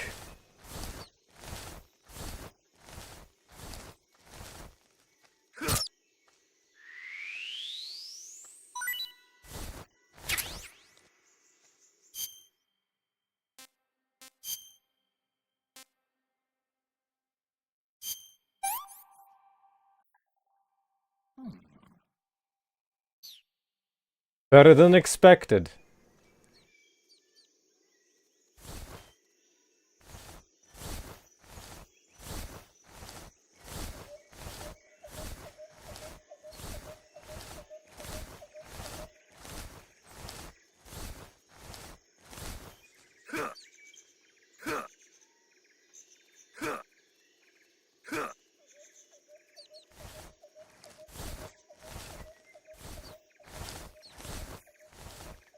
Rat stabber. It's easy to do, just shoot them. Unless they do this.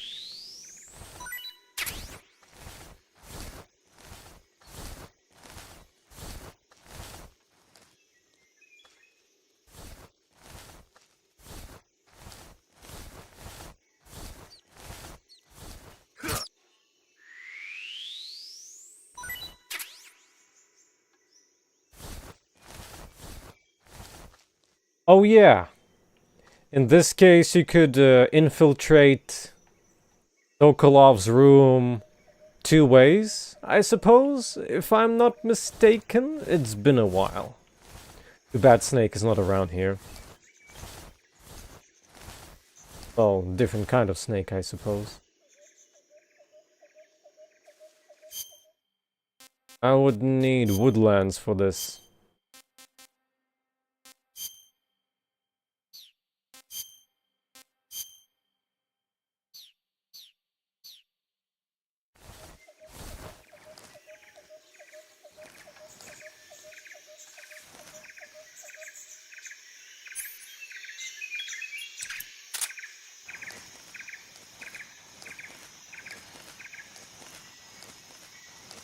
Ah, there he is.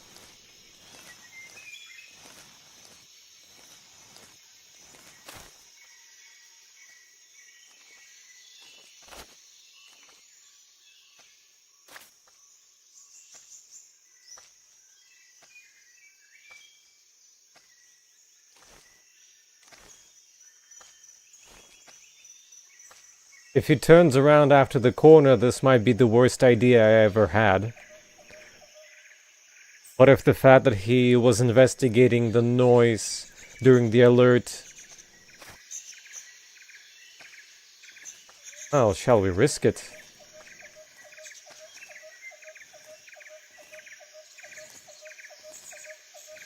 Freeze.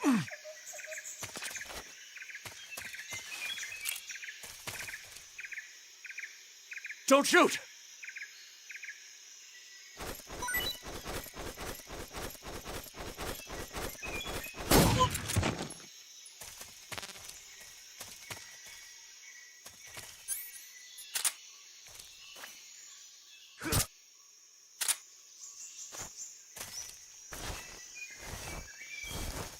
Sweet dreams. Permanently.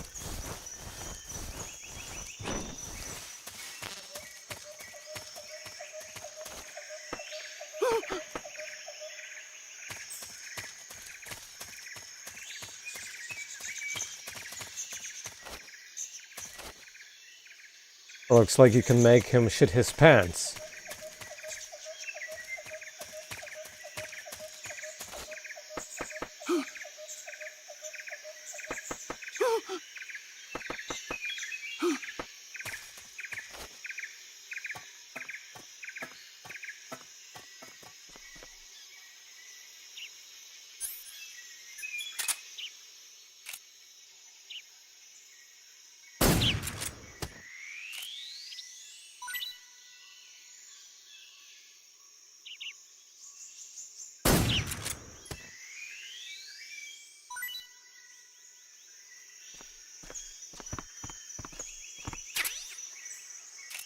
I'm surprised that they don't fly away from the gunshot sound.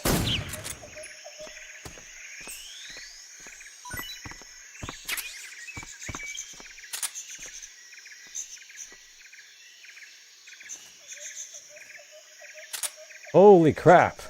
A Frogo.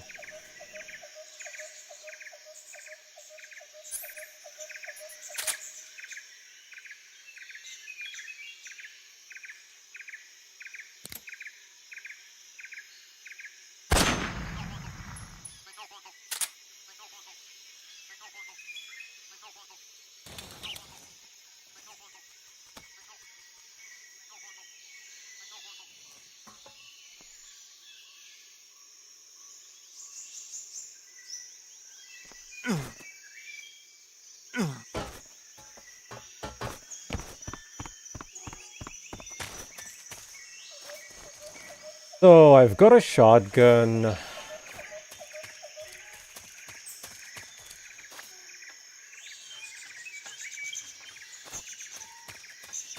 there anything else interesting in this area? Before the Catboy unit arrives.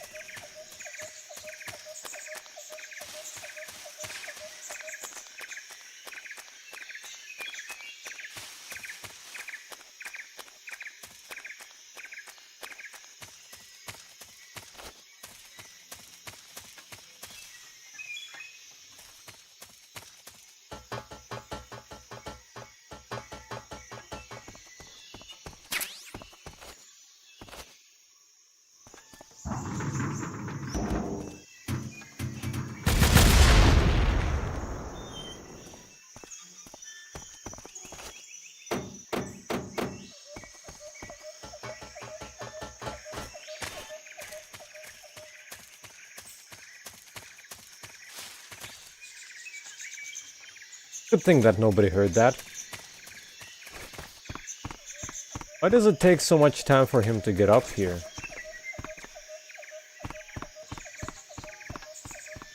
Where is the M16 located at?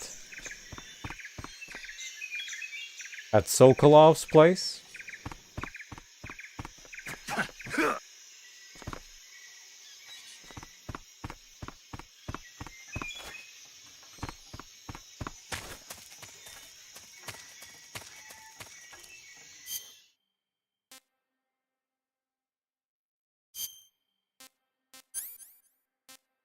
Or do you mean, probably this?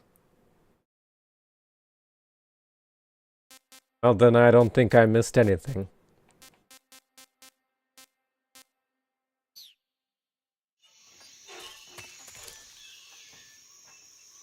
Now, which way should we go? Through the door or under? Through the door or the trap door? What you think?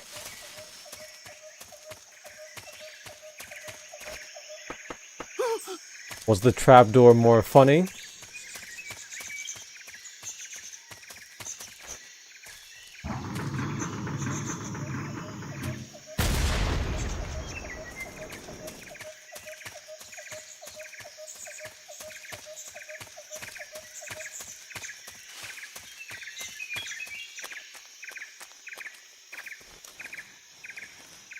Well then, trapdoor it is.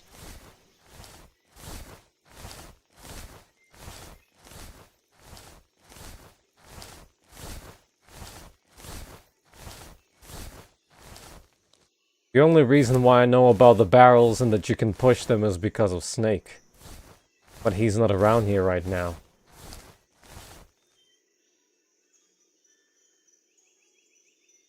Aw. Can't hit your head this way.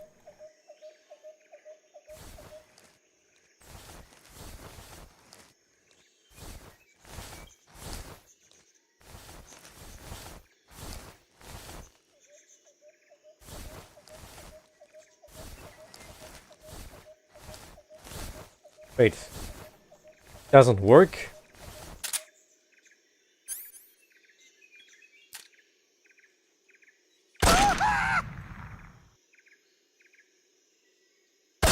Please stop! No.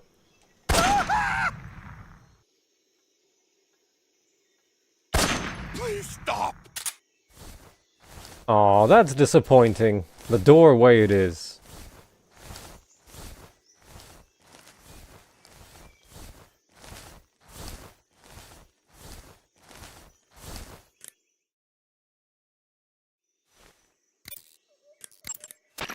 Snake, as I said before, this mission is only to bring Sokolov back safely.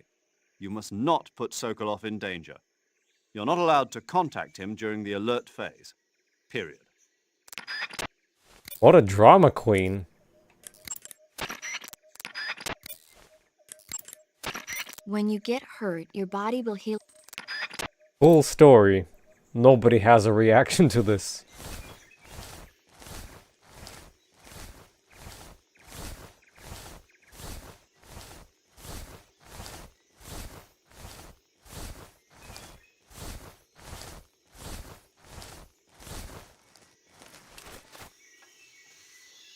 Well then. Might as well have a snack and then initiate the cutscene.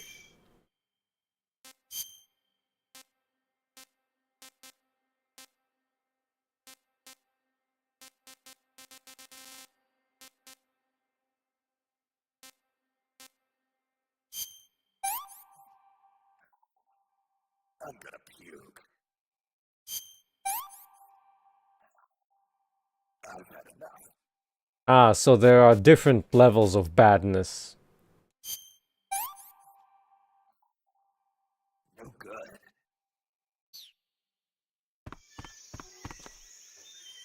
Oh, hold on. Man, I should have used the viewer at least once on each.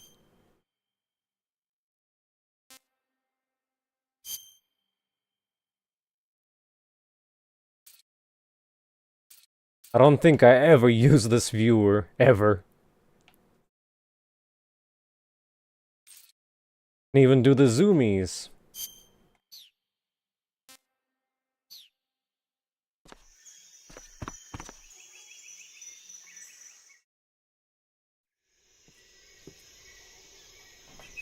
Well, BRB.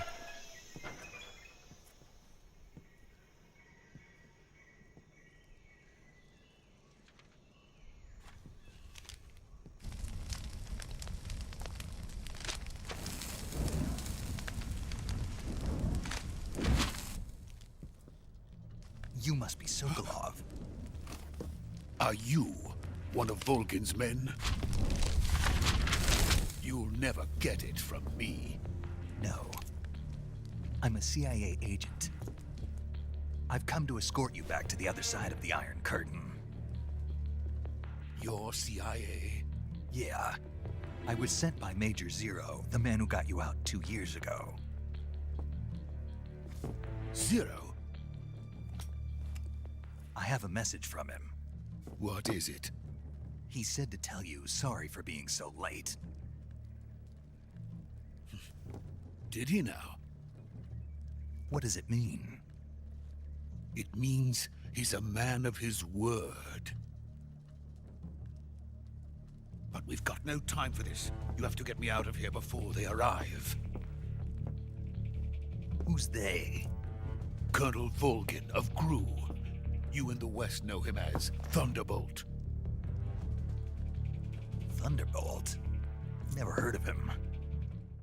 He's a member of the Army's extremist faction, a man who seeks to seize control of the motherland. Ever since the Cuban Missile Crisis 2 years ago, Khrushchev has been pursuing a policy of peaceful coexistence with the West. Despite resistance and criticism from hawks in the army and the provincial authorities, Khrushchev has managed to suppress the opposition so far. But the failure of his agricultural policies has put him in a precarious position.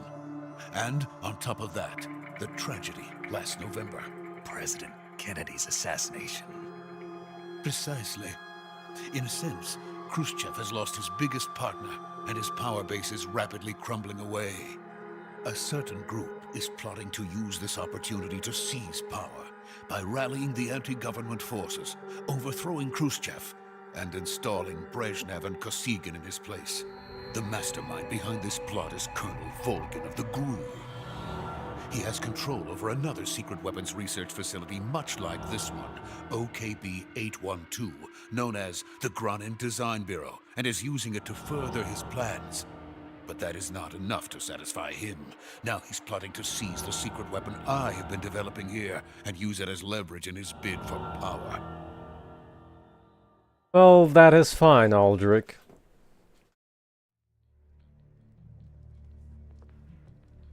The intelligence says that they are going to make their move during the test. Then, the soldiers outside. Exactly. They wouldn't need that many men just to keep me inside. Their orders were to prevent Colonel Volgin from capturing me. Even if it meant killing me in the process, or so it would seem. Do you want for me to save here and quit? For now?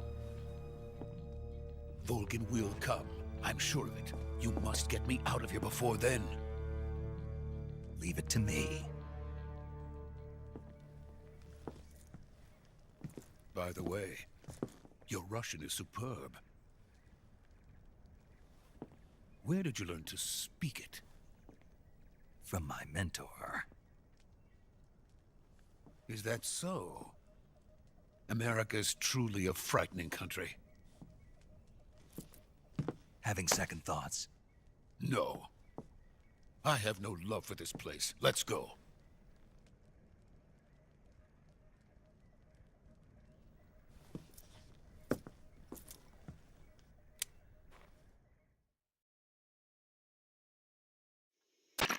Major, this is Snake. Sokolov is safe with me. He's doing fine. No injuries. Good work, Snake. Now hurry up and get Sokolov to the recovery point. We'll rendezvous with you there. Roger. What about the sentries? I had to kill them. There was no other way. But no one will know we were involved. I see. What about the boss? We lost contact with the boss some time ago. What happened? It's probably just a weak signal. Just hurry and get Sokolov out of there.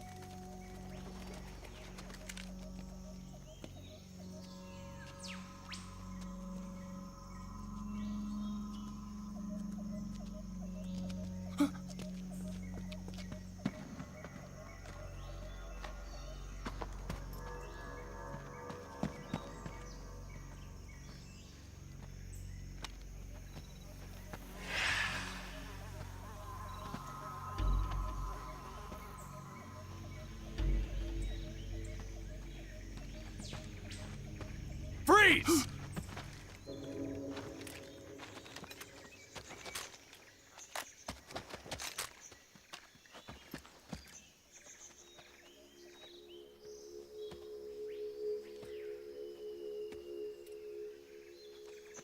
So this is the legendary boss. Huh?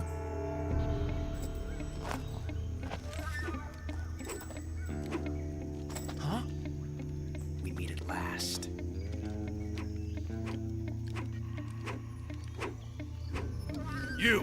You're from the Ocelot unit of Spetsnaz.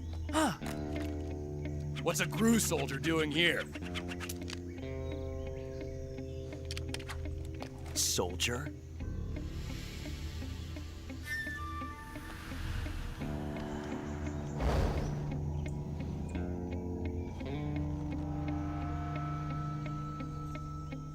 He's the Ocelot commander. Ha! That's Major Ocelot to you. And don't you forget it.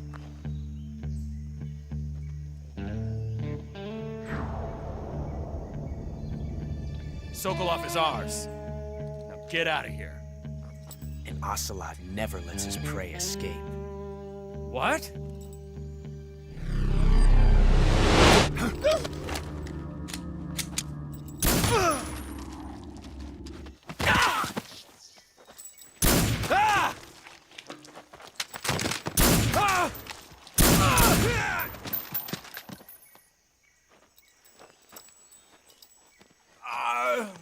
They sure were pretty good at just standing there and letting him shoot.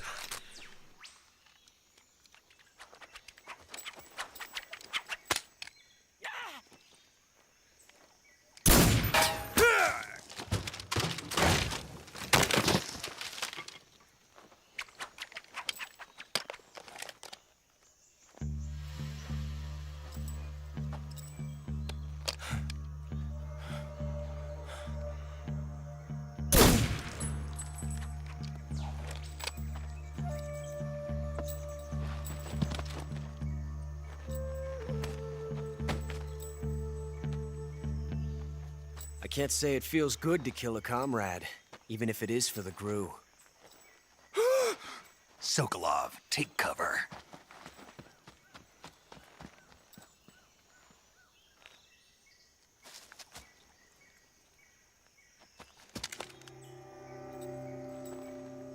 Huh.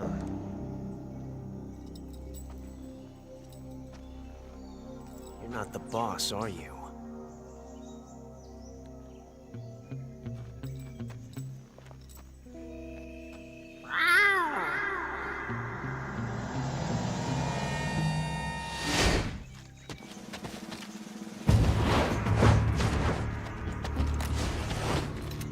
Crew operatives! What is that stance? Huh. That gun.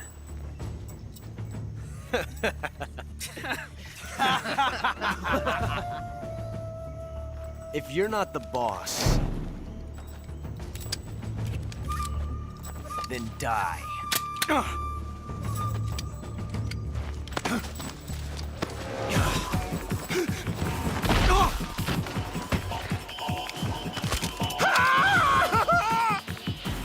Major! Leave it! Shoot the other one! Whoa!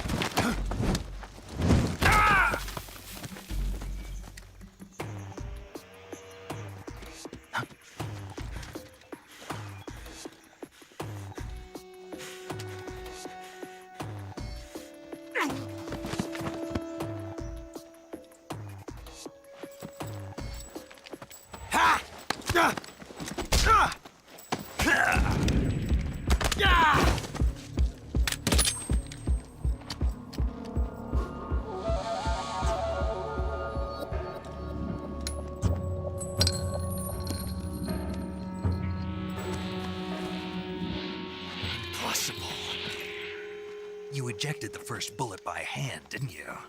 I see what you were trying to do. But testing a technique you've only heard about in the middle of battle wasn't very smart. You were asking to have your gun jam on you. Besides, I don't think you're cut out for an automatic in the first place. You tend to twist your elbow to absorb the recoil. That's more of a revolver technique. You filthy American dog!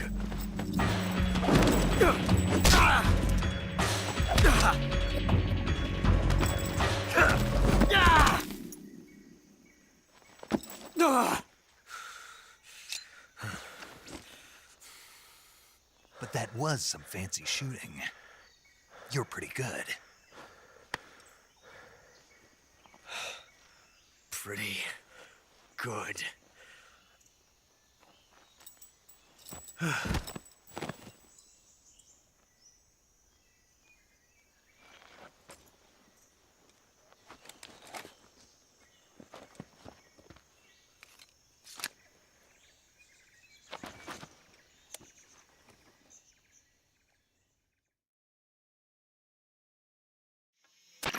Major, do you read me? I read you. Snake, you all right? I've run into a few snags.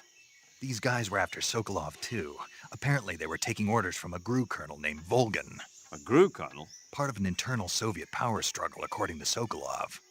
Something between the KGB and GRU. Between Khrushchev's supporters and Volgan's. Sokolov was being guarded by the KGB and hunted by Gru? Snake, it sounds like this could be even hotter than Cuba. I don't like it. Something about the whole thing stinks. I agree. You'd better hurry. Sokolov ran off by himself, but I'll catch up to him. We're counting on you.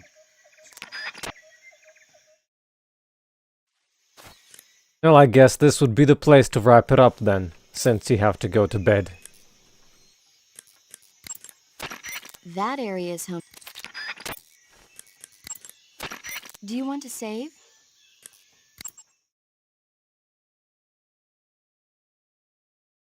Are you okay with that? For the next time we're gonna have some cutscenes.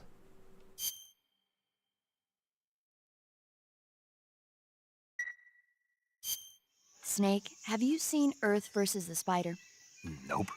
It's about this spider that suddenly mutates into a giant monster. They bring it into the city in a state of hibernation, but it wakes up and starts wrecking the place. So why did the spider turn huge? I told you, it suddenly mutated. Yeah, right. Snake, it's people like you that take all the fun out of watching movies. Always nitpicking and taking things too seriously. Honestly, why even bother? Look, the important thing isn't that it got big. Then what is important? The fact that there's a huge spider destroying the city. Suspend your disbelief. That's the whole point of movies. Good night. Let's put Ocelot to good night as well.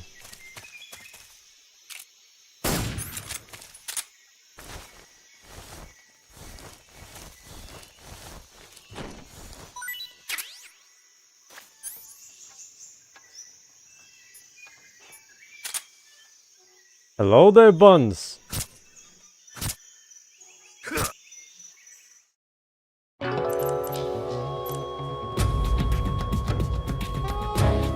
Snake, what have you done? You changed the future. You've created a time paradox.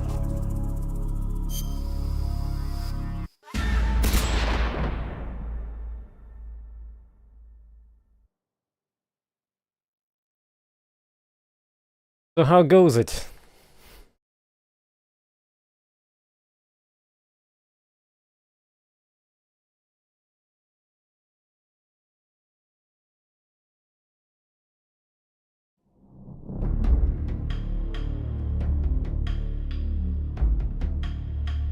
Sorry that you arrived at the end of the stream, but